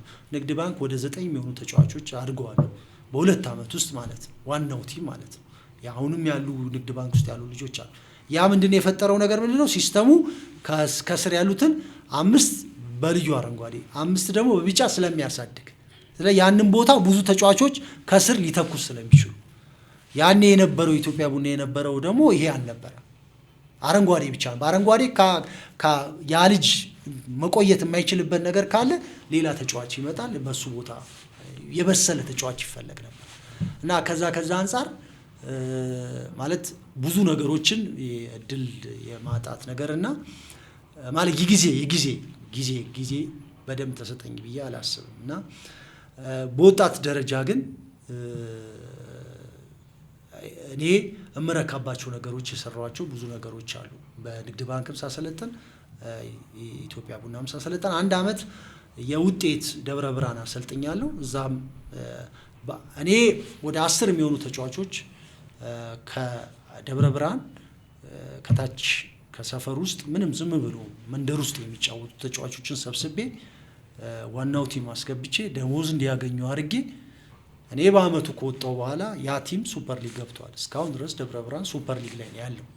እኔ ወጥቻለሁ። የመጣው አሰልጣኝ ግን እነዛ ልጆች ጠብቆ ማቃው አሰልጣኝ ስለነበረ እኔን ጠይቆኝ እነዚህ ልጆች ይጠቅመዋል፣ እንደዚህ ነው፣ ይሄን ያክል ክሬዲት፣ ይሄን ያህል ጨዋታ ተጫውተዋል፣ ይሄን ደቂቃ ብትጠብቃቸው ጥሩ ነው፣ እንደዚህ ይሄ ገሌ የሚባለው ተጫዋች ደግሞ ይሄን ያህል ተጫውተዋል ምናምን። በዛ መሰረት የራሴን የሆነ አስተዋጽኦ አድርጌያለሁ ብዬ አስባለሁ። ከዛ በኋላ ግን ያው አብዛኛውን የስልጠና ሂደቴን ያሳለፍኩት በዚህ በራሴ አካዳሚ ላይ ነው። እና ያ ነገር ምንድነው? አንደኛ የጊዜ ነገሮች በትክክል ጊዜዎች ያስፈልጓል። ሁለተኛ ነገር አንተ ያ ሲስተም በሚፈልገው መጠን አንተ እዛ ቦታ ላይ የማትቆይባቸው ቦታዎች ናቸው። አይዞ ነው አሁን የምትሰማው ራሱ በታዳጊ ደረጃ በወጣት ቡድን ደረጃ የምትሰማቸው ነገሮች ያሳቅቁሃል።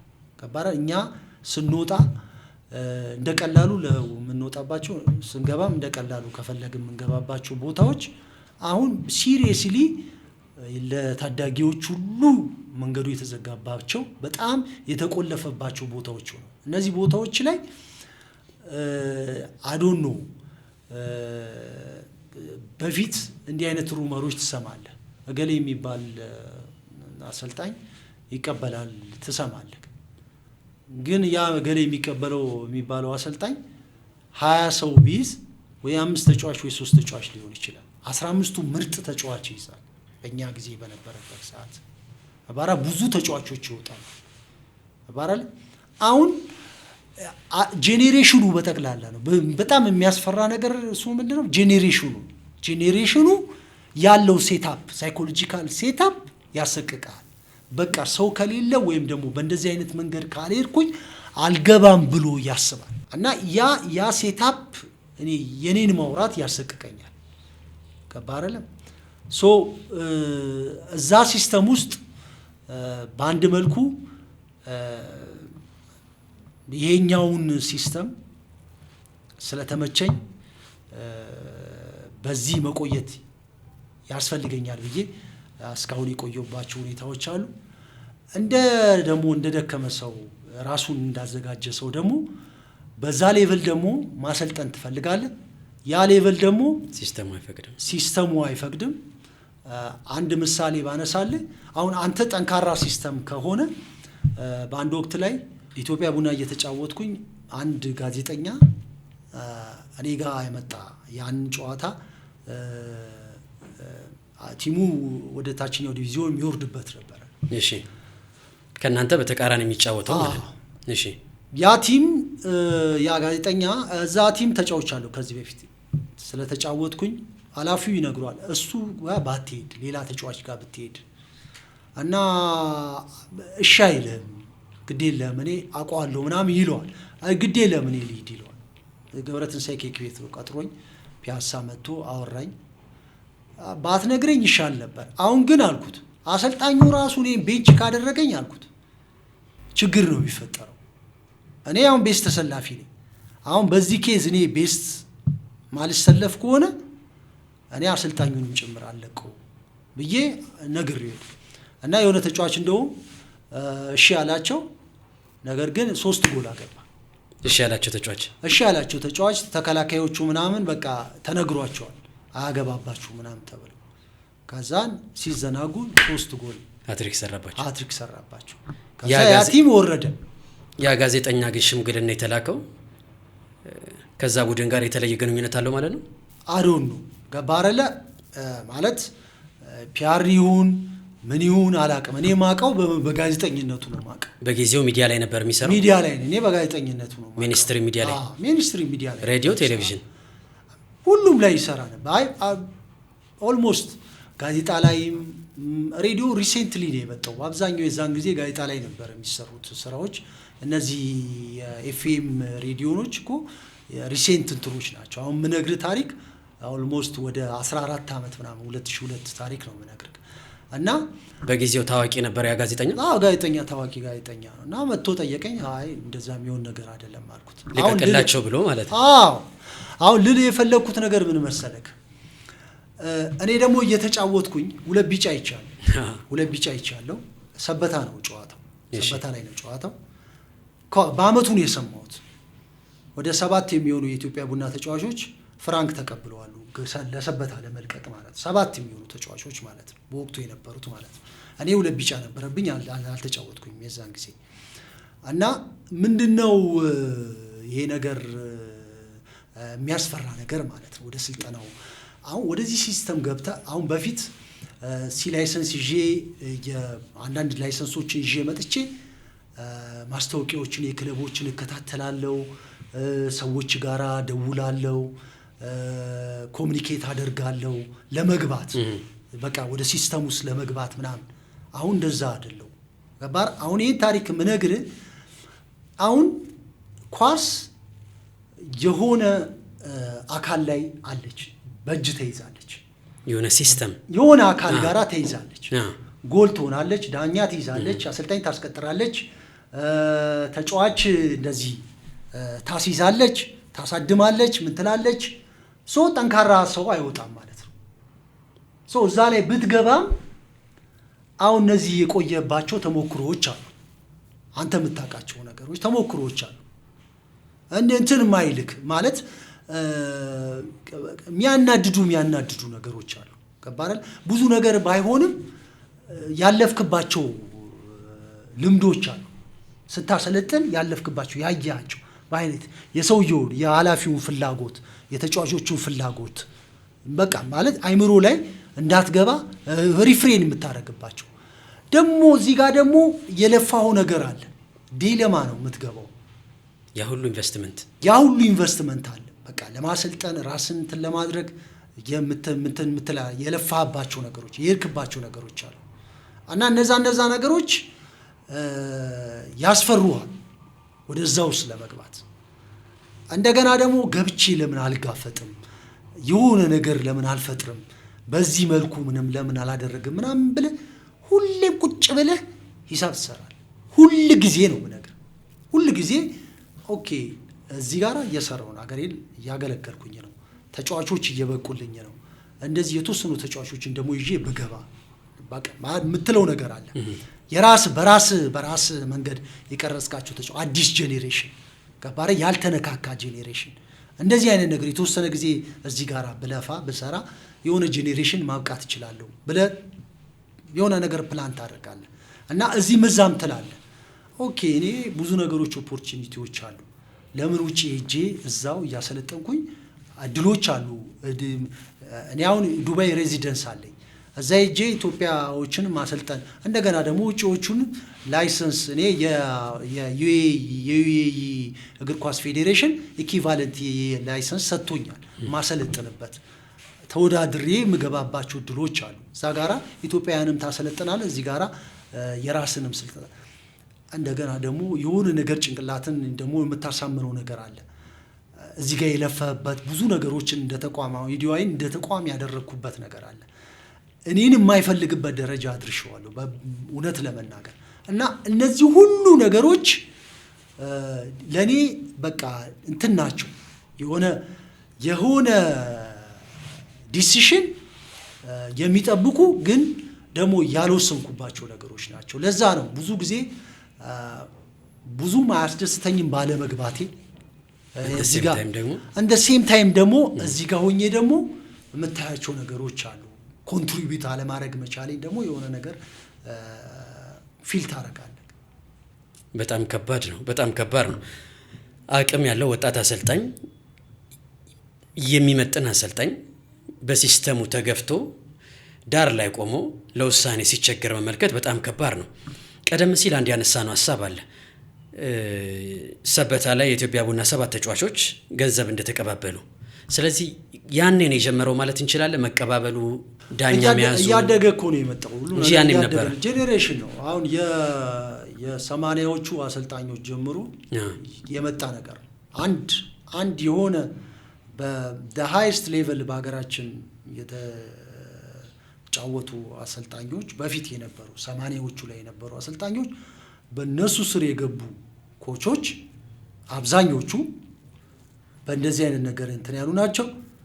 በእነሱ ስር የወጡ ደግሞ አሁን እንዳሸን የፈሉት ብዙ ኦርኬስትራ ያላቸው አጠቃላይ በአብዛኛው ነገር የተጨመላለቀው የሀገራችን እግር ኳስ ላይ የገቡ ሲወርድ ሲዋረድ የመጣ ነገር ነው እንጂ የሆነ በሆነ ወቅት ላይ እንትን አይደለም። አንዳንድ ጊዜ ሰዎች ስለ ኢትዮጵያ እግር ኳስ ሲያወሩ አሁን ያለውን አመራር አሁን ያለውን ፌዴሬሽን አሁን ያለውን የክለብ እንትን ምናምን ነው አይደለም። ያኔ ችግሮች እየተከማቹ የመጡ ነገሮች አንተ በወቅቱ የሚሰራን የቤት ስራ ካልሰራ ያ ችግር እንዳለ ሆኖ እንደገና ሌላ ችግር ያ ችግር እንዳለ ከዛ ተጠራቅሞ የቱ ጋር እንኳን ችግሩ እንደተፈጠረ እንኳን እስኪቸግር ድረስ ነው የመጡት ችግሮቹ። በጣም አሁን እዚህ ጋር ነው ችግር ብለህ እንኳን ለማውራት ለመጀመር የኢትዮጵያ እግር ኳስ ችግር ይሄ ነው እዚህ ላይ አድምቼ ልስራ ምትላቸው አንዳንድ ሰዎችን በቃ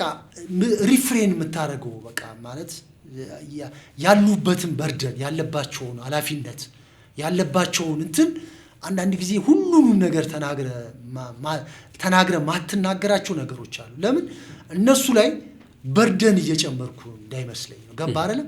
ቅድም ያልኩ ነገር ነው።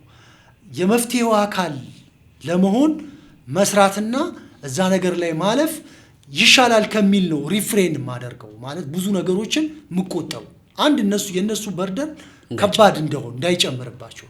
ሁለተኛ ነገር ደግሞ እዚህ ጋራ እኔ ምንድነው ኮንትሪቢዩት ያደረኩት ነገር ኮንትሪቢዩት ማድረግ እፈልጋለሁ። ኦፍ ኮርስ አሁንም እያደረኩኝ ነው። እዚህ ጋራ ቁጭ ብዬ አይደለም እያወራሁት ያለው ገብቼ እየሰራው ምን እያልኩ እየታገልኩኝ ነው። ተጫዋቾችን ማፍራት በጣም ትግስት የሚጠይቅ ነገርና በጣም ልፋት የሚጠይቅ ነገር ዝም ብሎ ቀላል ነገር አይደለም።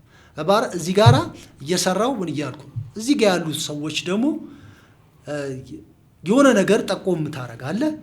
ነገር ግን ደግሞ ያለባቸውን ኃላፊነት ወዳልሆነ አቅጣጫም ደግሞ እንዳይሄድ ብዙ ጊዜ አንድ ነገር ከጨዋታችን ሪሌትድ ስለሚሆን ብዙ ጊዜ ስለሚወራ ደስ ይለኛል። አገሌ ይነሳል። አሁን ትልልቅ ክለቦች አሉ ኢትዮጵያ ቡናና ቅዱስ ጊዮርጊስ በማኔጅመንት በአጠቃላይ በአመራር ደረጃ ከፍተኛ የሆነ ችግር ያለባቸውና ደጋፊው ብዙ ነገር የሚያነሳባቸው ክለቦች ናቸው። እኔ አንድ ምሳሌ ባነሳ የኢትዮጵያ የነገስታት የአሻሻም እንትን ባነሳ ደስ ይለኛል። ይሄ ከዘመናዊ ሞደርን ሰክሰሰር ፕላን ይባላል። ሞየንኮ ፋይናንሻል ማናጀር የነበረ አንድ አዲስ አበባ ዩኒቨርሲቲ አብረን የተማርን ተማሪ ነበረ እና አሁን ሌክስተር ለንደን ውስጥ ነው ያለው እና ዶክትሬቱን እየሰራ ነው እዛ። በአንድ ወቅት ላይ የሞየንኮ ፋይናንሻል ማናጀሮች እያንዳንዳቸው ፋይናንሻል ማናጀር መኪና አላቸው፣ ቤት አላቸው። ለልጆቻቸው መኪና ይገዛል ሹፌር ተቀጥሮ።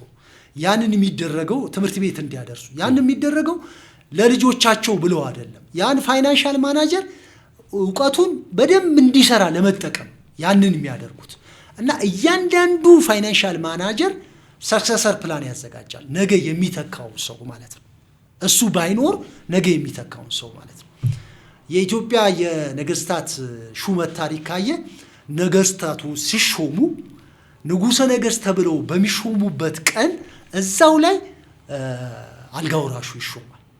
የአቤሴሎምን ዳዊትን ያሳደደው የአቤሴሎምን እንደ አቤሴሎም ዳዊትን እንዳልጋፋው ቃል ኪዳን ይገባል በሊቀ ጳጳሱ። እዛን ጊዜ ዘንግ ተሰጥቶት አልጋ ወራሽ ተብሎ ይሾም። ሶ እንትኑ የተረጋጋ ነው ማለት ነው። ስልጣን ንጉሱ በሞት በህመም በምናምን እንኳን ቢል ሲስተሙ ይቀጥላል። አልጋ ወራሹ እዛው ቴክ ኦቨር ያደርጋል። ህዝቡ ሌላ ስልጣን ሌላ እዛ ጋር ዙሪያውን ያለ ሰው ለስልጣን አይሻማም ማለት ነው። ኦኬ አሁን እገሌ ይነሳ ይላሉ ክለቦች ላይ እገሌ አመራር ይነሳ እገሌ ይባል። እሺ ማን ይምጣ? አልጋ ወራሽ የለም። ማን ነው? እሱን ነው ማምጣት የሚቀድመው በሚገባ ተተኪ ማዘጋጀት። ለምንድን ነው ይሄ የሚጠቅመው መሰለክ? አሁን የኢትዮጵያን የፖለቲካል ሲስተም ስርዓት ተመልከት። በተለይ ከ1960ዎቹ በኋላ ማውረድ እንጂ ቀጣዩን አይደለም። 66 ንጉሱን ማውረድ ነው እንጂ ተማሪው ያስብ የነበረው ከንጉሱ በኋላ እገሌ ይመጣል እገሌን ብሎ አይደለም ያሰቡ። የባሰ ነው የመጣው። መንግስቱ ኃይለማርያምን በትጥቅ ትግል ማውረድ እንጂ ከመንግስቱ በኋላ የሚመጣው የተሻለ መንግስት ነው፣ ስርዓት ነው። ደሴም ሩቲን እየቀጠለ ነው። ያባራል። ግን እገሌ ይውረድ ስትል እገሌ እንትን ይበል ሲባል ቁጭ ብለህ መጀመሪያ ዲዛይን ማድረግ አለብህ። እንዴት ነው የሚቀጥለው? ቀጣይነት ስኬሌተን ማስቀመጥ አለብህ። ሰዎች መነጋገር አለባቸው። አይደለም የአሜሪካን የ200 ዓመት እንትን ዲሞክራሲ የቀጠለው በሲስተም እንጂ በግለሰቦች አይደለም።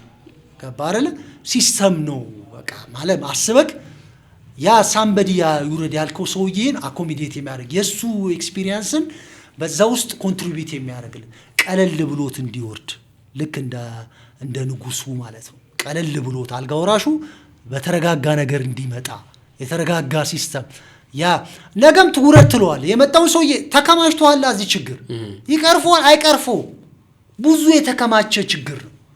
ሳምበዲ በማውረድ ብቻ እንትን የምትለው አይደለም፣ ሶልቭ የምታረገው አይደለም። ኦፍ ኮርስ የግለሰቦች ሚና ኢትዮጵያ ውስጥ ቀላል አይደለም። የይነቃቸው ተሰማ ማንሳት ትችላለ። ከሳቸው በኋላ የነበሩት ግለሰቦች ሲስተም የሚሆኑበት እንትን ነው ያለን። በአብዛኛው እንትን በግለሰቦች ላይ ዲፔንድ የሆነ ሲስተም ነው ያለን። ያ ግለሰብ ሲሄድ በቃ ፍርክክሱ የሚወጣ አሰራር ነው በአብዛኛው ያለን። ስለዚህ ግለሰቦች ቀላል ሚና አላቸው ብዬ ነው ማስበው። የላቸውም የሚል እምነት የለኝም ራሱ የመጣንበት ማለት። ስለዚህ የነሱ ኮንትሪቢዩሽን ያስፈልጋል። በዚህ በአዲሱ ሲስተም ውስጥ እንዴት የሚሆን አድቫይስ ማድረግ አለባቸው። ሶ የተረጋጋ ሲስተም ይሆናል። ሶ እዚህ ጋራ የምታመጣውም ሰውዬ እሱ 40 ዓመት ልግዛ አይልም። በቃ ቢወርድ ኖርማል ነው። ቢወጣ በክብር ነው የሚወጣው። ቢወጣ ተከብሮ ነው የሚወጣው። እዚያን የሚመጣውም ሰውዬ ለምን እዚህ ጋራ የሚሰደቡ ሰዎች እዚህ ጋራ ጥንቡርቁሱን የሚወጣ ሰውዬ ካለ አሁን እዚህ ጋር ያለው ሰውዬ ለምን ይመጣል? ብዙ አሁን በተለይ እኔ በኢትዮጵያ ቡና ማቃቸው ብዙ በገንዘብም በእውቀትም በምናምን ሊረዱ የሚችሉ ሰዎች ጥንቡርቁሳቸው በማይገባ ነገር ወጥቶ የሸሹ ሰው ገንዘብ ሰጥተው እውቀታቸውን ሰጥተው ጊዜ ሰጥተው እንደገና የሚሰደቡ ከሆነ ለምን ሰፈር እናረጋለን ብለው እኔ በሚጫወትበት ዘመን እንኳን ያየዋቸው ሰዎች የወጡ ሰዎች አሉ። እንደዚህ ሊረዳ የሚመጣ ሰው ምን ታጣለህ? መጀመሪያ ሰከን ብሎ የትኛው ነገር ያዋጣናል የሚለው በጣም አስፈላጊ ነው። ለዛ ነው ብዙ ነገሮችን የምጠነቀቀውና ሪፍሬን ማረጋው ብዙ ዲቴሎችን ነገሮች ማልገባው እና ብዙ የምትሰማቸው ነገሮች አሉ፣ ብዙ የምታያቸው ነገሮች አሉ። ነገር ግን ቤንዚን ከማርከፍከፍ ፍሬን ሊያዝ የሚል ሐሳብ ነው አይደለ? ቀደም ሲል የጀመርነው አንድ ሐሳብ አለ እድል። ያ ጉዳይ ምንድነው? ከ1980ዎቹ ጀምሮ የመጣ ነው። ይሄ የገንዘብ ቅብብሉ በአንድም በሌላም ብለናል። በአንድ ስሙን በማንጠቅሰው አሰልጣኝ ስር የወጡ ተጫዋቾች በጊዜው ተጫዋች የነበሩ ያንን ስንመለከተው እያንዳንዶቹ አሁን ድረስ ገንዘብ የሚቀበሉ ናቸው። የነሱን ስም አንጠቅስም። በንጽህና ግን የሚወደሱ በንጽህና ስማቸው የሚጠሩ አንተ እንኳን የምታውቃቸው እነከሌ በፍጹም የሉበትም የምትላቸው አሉ። እስኪ ከኋለኞቹ ጀምሮ ስጫወትም አሁን ላይም ከኔም በፊት በፍጹም በክብራቸው አይደራደሩም፣ ለኢትዮጵያ እግር ኳስ በጎ አሻራቸውን አስቀምጠዋል። የነዛን ተቃራኒ እናንሳቸው እስኪ። አሁን ለምሳሌ በመንግስቱ ወርቁ አሰልጣኝ ስር የሰለጠኑ አሰልጣኞች አሉ። እነ ስዩም አባተ እና አስራት ኃይሌ በዛ የመጡ ከዛ በኋላ የመጡ እና አጎስ ደስታ፣ ሰውነት ቢሻው በቃ ማለት በዚህ ትሬንድ ውስጥ የንክኪ እንትን ውስጥ የሌሉ ሰዎች እነዚህን ነገር ማንሳት ትችላለህ። በተለይ የመንግስቱ ወርቁ ግርፎች በአብዛኛው በጣም ኤቲካል ብላቸው የምታስባቸው ሰዎች መንግስቱ ወርቁ ያፈራቸው አሰልጣኞች በሱ ሱር የሰለጠኑ ተጫዋቾች በአብዛኛው በዚህ አይነት ሁኔታ ውስጥ እኔ አሁን ለምሳሌ ስዩም አባተ አሰልጥኖኛል፣ አስራት ኃይሌ አሰልጥኖኛል፣ ሰውነት ቢሻው ናሽናል ቲም አሰልጥኖኛል። ባረለ የሉበትም የምታከብራቸው ሰው ነው። የሉበትም የምታከብራቸው ሰዎች ናቸው ማለት በዚህ ነገር ላይ የምታከብራቸው ሰዎች ናቸው። በቃ ሪስፔክት የምትሰጣቸው ሰዎች ናቸው ማለት በእንደዚህ በፍጹም ልታገኛቸው የሚችላቸው ሰዎች አለ። እኔ በስራቸው ስላልለፍኩኝ ነው ነገር መሰከረል። እነሱ ማን ነው ያሰለጠናቸው ከሚል ነው አናሊሲስ ገብቶኛል። እኔ መንግስቱ ወርቁ አላሰለጠነኝም፣ አሰልጥኖኝም አላውቅም፣ በሱ እድሜም አልነበርኩም። ግን እኔ ብዙ ነገሮችን አነባለሁ ከባረል ብዙ ነገሮችን እኔ አሁን ማለት ብዙ እግር ኳስ ውስጥ በመጫወት ብቻ ሳይሆን ለምሳሌ የማኔጅመንት ዲግሪን ስሰራ በኢትዮጵያ እግር ኳስ ፌዴሬሽን ሊደርሺፕ ላይ ነው እንትን ያደረኩት። መጀመሪያ እንደውም የመመረቂያ ጽሁፌን አድቫይዘሪ ያልተቀበለኝም እንጂ በክቡር አቶ ይድነቃቸው ተሰማ ላይ ነበር ልሰራ ያሰብኩት።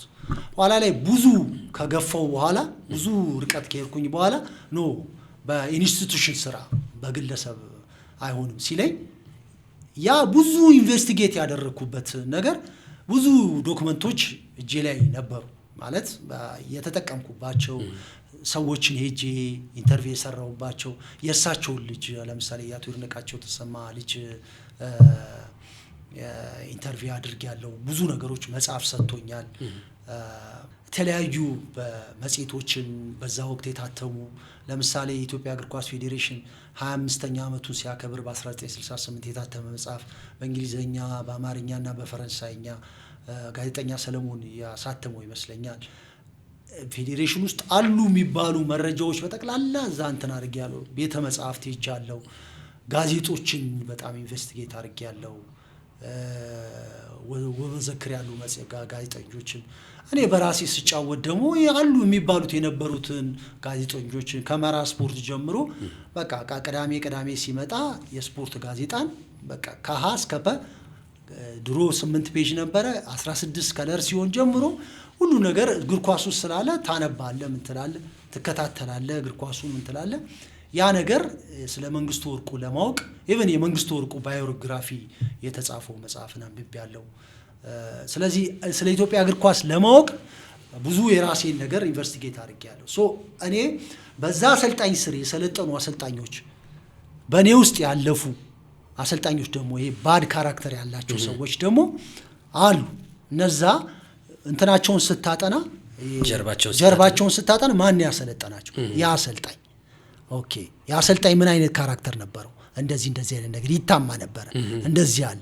ስለዚህ ከሱ ስር ይወጡ እሱ ናሽናል ቲም ያሰለጠናቸው እሱ ክለብ ያሰለጠናቸው እነሱ ተመልሰው ደግሞ እዚህ የነበሩበት ቦታ ስትሄድ ያ ትሬንድ ነው ያ ፋሚሊ ነው ያ ፋሚሊ ትለዋለ ባድ ፋሚሊ እና ያ ባድ ፋሚሊ ነው አሁን ትሬንዱ ያለው አሁን እንዳሸን የፈለው ማለት ነው ኦኬ እግዚአብሔር ይሁነን ነው ብለው ነው ባጭው በጣም ከባድ ነው ከሰማቸው ግን ያስደነገጠ የአንድ ተጫዋች ወላጅ አባት ሞተው ለክሶ ተቀምጠሃል በዛ ለክሶ ላይ አንድ ነገር ሰማ ስሙን የማንጠቅሰው አንድ አሰልጣኝ ብዙ ገንዘቦችን እንደሚቀባበል ሰማ ምን ተሰማ ግን በጊዜው ሁኔታውን በተወሰነ መልኩ ብታስታውሰን አይ እኔ ምልክ እኔ በዛ ደረጃ ይሆናል ብዬ አላሰብኩኝ በኔ እውነት ለመናገር እኔ ለክሶ ልደርስ ነው የርኩት ለክሶ ላይ ነው እና እሺ አባቱ ሞቶ ትልቅ ተጫዋች ነው የርኩኝ ከዛ በዚህ እኔ አሁን እኔ ኳስ ሳቆም የፊርማ ክፍያ 150 ሺህ ብር የመጨረሻው ትልቁ የተቀበልኩት 150 ሺህ ብር ነው ደሞዝ 2500 ነው ትልቁ 150 ለሁለት አመት አካፍሎ ለ24 ትንሽ ብር ማለት ነው እንትን ላይ በላይፍ ላይ የሚጨምረው ነገር ግን ሃይስት የሚባለው 150 ሺህ ነው ከዛ የሆነ አሰልጣኝ እዛ ላይ ሲያወሩ ጊዜ 1.5 ካላስቀመጥ ኔቨር አትገባ 1.5 1.5 እዛ ለክሶ ላይ ነው የሰማው በእውነቴ ነው 1.5 ድርድር በቃ ዝም ብለህ እንትና አታስበዋል እኔ ጆሮዬን ማመን ያቃተኝ ማለት ምንም እንትን አላልኩኝም እጂ በዚህ ደረጃ ከሆነ ገባረል ወደ ምን ሊመጣ ይችላል ነፍስ መገዳደል ሁሉ ሊመጣ ይችላል ገባረል ያለው ነገር ማለት ነው ገባረ ያዛ ቦታ ላይ ለመቆየት እኔ ማለት ቀደም ያልኩ ነገር ነው በዚህ ደረጃ እግር ኳስ ውስጥ ሙስና የሚንሰራፋ ከሆነ ከፍተኛ የሆኑ የኢንቨስቲጌሽን ስራዎች ያስፈልጋሉ በትልቅ ደረጃ ማለት ነው በትልቅ ደረጃ የኢንቨስቲጌሽን ስራዎች ያስፈልጋሉ ለምንድን ነው የሚያስፈልጉት ካልከኝ ማለት መንግስት ትኩረት መስጠት አለበት ብዬ ማስበው እግር ኳስ nowadays በጣም ትልቅ አቅም ደረጃ ላይ ደርሷል የሀገርን ፖለቲካል እንትን ሺፍት የማድረግ አቅም ስላለው ሰላም የማምጣት አቅም ስላለው ለህዝቦች አንድነት በጣም አስፈላጊ ስለሆነ ሴንስ ኦፍ ቢሎንጊንግነስ ናሽናል ፊሊንግን ለማምጣት የሀገር ፍቅርን ለማምጣት ህዝቦችን ለማስተሳሰር በጣም አስፈላጊ ነው ጤናማ ዜጋ ለመፍጠር ከፍተኛ ማህበረሰብ ያለው እንደ ኢትዮጵያ ያሉ ብዙ ፖፑሌሽን ያለባቸው ፖፑሌሽን ብቻ አይደለም እግር ኳስ ወዳድ ማህበረሰብ ማለት ነው ፖፑሌሽን ዝም ብሎ ለምሳሌ 120 ሚሊዮን ሆኖ 20 ሚሊዮኑ ብቻ ኳስ የሚወድ እንደ አሜሪካ ፉትቦል ወይም ቤዝቦል ምናምን የሚወድ ማህበረሰብ አብዛኛው አይደለም የኢትዮጵያ ማህበረሰብ በአብዛኛው ኳስ የሚወድ ማህበረሰብ ስለዚህ ኢኮኖሚካሊ ተጠቃሚዎቹ እንደ ብንላቸው በደብ ብንሰራው የኢኮኖሚክ ሌቨላችንን ከፍ የሚያደርግ ሪሶርስ የሚያመጣልን ትውልድ የሚገነባ ትልቅ ኢንዱስትሪ ከመሆኑ አንፃር የመንግስት ተቋማት ይሄን ነገር ሲሪየስሊ መያዝ አለባቸው ከባራ ሲሪየስ በጣም ሲሪየስ ይሄ በቀላሉ ዝም ብለ ኢቭን እኔ ልንገራለ ጸረ ሙስና ተቋም በመትለው ደረጃ አይደለም ዩኒክ በሆነ ማለት ነው ያው ሄደ ሰበር ችሎታ ትሄዳለህ አይደለ በቃ መጨረሻ ዳይስ ሰበር ችሎታ አረምቴነው በእንደዛ አይነት ሌቭል በጣም ጠንካራ የሆነ ጥርስ ያለው አንበሳ ተቋም መያዝ አለበት ይሄ የሚያዙ ትውልድን ለማዳን ነው ለምንም አይደለም ትውልድ ለማዳን ትውልድ ማዳን እንችላለን ገባረን ዛሬ ጀምረነው ዛሬውኑ እንትኑ እንትና ቀደም ስናነሳ ትሬንዱ የመጣው የሆነ 30 አመት ምናምን 40 አመት ሄደ ነው ትሬንዱ እዚህ ደረጃ የደረሰው እዚህ ጋር የምትሰራው በጎ እንደ ተቋም የምትገነባው ነገርም ያው እንትኑ ፍሬው የምታየው ምናልባት የዛሬ 10 አመት ምናምን ሊሆን ይችላል እና በዚህ ደረጃ ቢታሰብ ለአንድ ተቋም ትቶ አይደለም ወይ ለክለቦች ወይም የእግር ኳሱ ተቋም በበላይነት የሚመራው የእግር ኳስ ፌዴሬሽን ባለው ሪሶርስ በጣም ትንሽ ሪሶርስ ነው ያለው፣ ትንሽ ነገር ነው ሊያደርግ የሚችለው። እነዚህ ግን የመንግስት ተቋማት ሲሪየስሊ ትውልዱን ለማዳን ነው፣ ለሌላ አይደለም። ትውልዱን ለማዳን ለትውልዱ ደግሞ ተስፋ ለመስጠት ገባረ ማንኛውም ሕፃን ተስፋ አድርጎ ነገ ክለብ እገባለሁ፣ ታዳጊ ቡድን እየሰለጠነ ገሌ መሆን እፈልጋለሁ የሚለው ተጫዋች ያለምንም እንትን ጥርጣሬ ማለት ነው አልገባም፣ ገሌ ነው በገሌ ልሂድ፣ ገሌን እስቲ አናግርልኝ፣ ገሌ ወላጅ ገሌን አናግር፣ ገሌን ታውቀዋለህ፣ ገሌ እንትን የሚባል ሰው ታውቃለህ፣ እሱ እኮ እዛ ክለብ እንደዚህ እንትን ነው፣ እንደዛ ሳያስብ ጀስት ችሎታ አለኝ ብሎ ምርጫ እንዲሄድ እኛ አሁን ስንሄድ ችሎታ ይዘን በቃ እንገባለን ጨዋታ በቃ ማለት አምነህ አጠገብ ያለው ተጫዋች በልጦ የምትመለስበት አትሞስፌር መፈጠር አለበት። መብራት ኃይል ምርጫ ሲሄድ 2 ሀሳብ 3 ሀሳብ ይዞ መሄድ የለበት። ወይም ቅዱስ ጊዮርጊስ ሲሄድ ወይም ኢትዮጵያ ቡና ሲሄድ ይሄ ታዳጊ ተጫዋች እገባለሁ አልገባም፣ ወላጅ ደግሞ እገሌ የሚባል ሰው ይዘን እንሂድ ትገባለህ ብሎ ወይም ደግሞ አቅም እያለው የሆነ ሌላ ነገር ሳፖርት የሚያደርገው ሰው ፍለጋ መኳተን የለበትም። እና ከዛ አንፃር ለትውልዱ ተስፋ እንዲያገኝ ለማድረግ መንግስት ነው የመንግስት ተቋም ይሄ ዝም ብሎ ለይስሙላ የሚቋቋም አይደል፣ ከልብ የሆነ በደንብ ኢንቨስቲጌት የሚደረግ ነገሮች መግባት አለባቸው ብዬ አስባለሁ።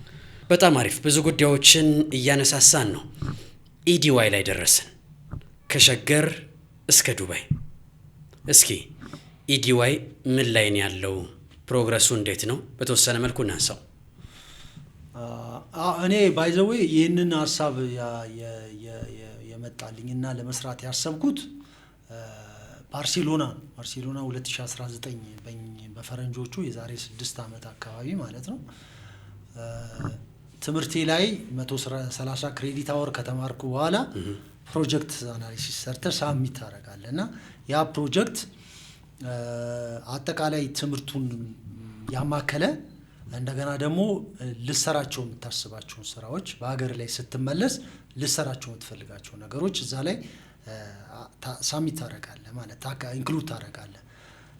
እኔ ያቀረብኩት ነገር ምንድነው የሚያጠነጥነው በወቅቱ በአዲስ አበባ በነበሩ 10 ክፍለ ከተሞች ላይ አንዳንድ ፕሮጀክት ቢኖረኝ ብዬ አስቤ የዛን ኮስት ምን ያህል አሰልጣኞች እንደሚያስፈልጉኝ፣ ምን ያህል ፋሲሊቲ እንደሚያስፈልገኝ፣ እንዴት መስራት እንደምችል፣ እንዴት ማያያዝ እንደምችል ምናምን እነዚህ ነገሮች አይምሮዬ ላይ አሉ።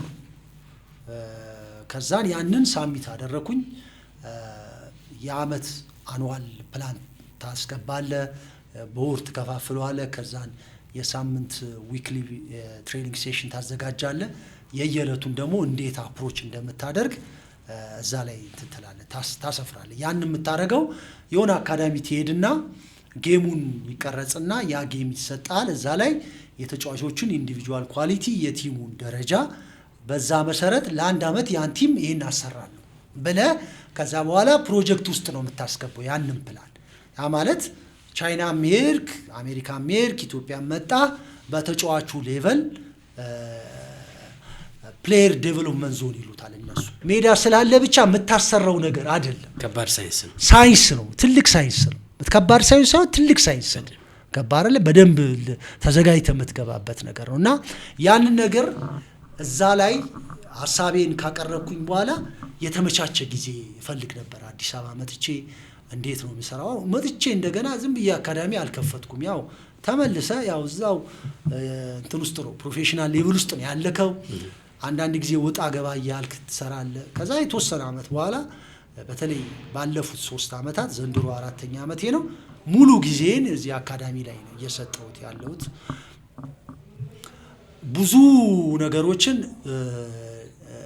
ማረግ ችያለሁ ብዬ አስባለሁ። የሆነ አዳዲስ ነገሮችን ለማድረግ አሁን ቢያንስ 6 ቦታዎች ስራ ሰጣራው ቢያንስ ካሰብኩት እቅዴ ላይ እዛ ላይ 10 አካዳሚ ቢኖር 10 ቦታዎች ላይ ብዬ ካሰብኳቸው ውስጥ የተወሰነ ፓዝዌይ ላይ ነው ብዬ አስባለሁ እና ብዙ ልጆች አሁን ደርሰውልኛል በዚህ አመት ባለፉት 3 አመታት በተከታታይ ስናሰለጥናቸው የነበራቸው ልጆች አሁን ደርሰዋል ኦልሞስት አሁን አዲስ አበባ አንደር 17 እና አንደር 20 ላይ እንትን ብለናል በጣም ሞር ፎከስ የምናደርገው 17 ላይ ነው 20 ላይ ምናልባት ማራይ ከወደቁብን ምናምን ብለን እነዚህ ልጆች እንትን እንዳንላቸው ለምን እንትን ብለን አዘጋጅተን ሲስተሙን ከተፋቸው ማዘጋጀት አለብን ብለን አንደር 20 ተመዝግበናል አዲስ አበባ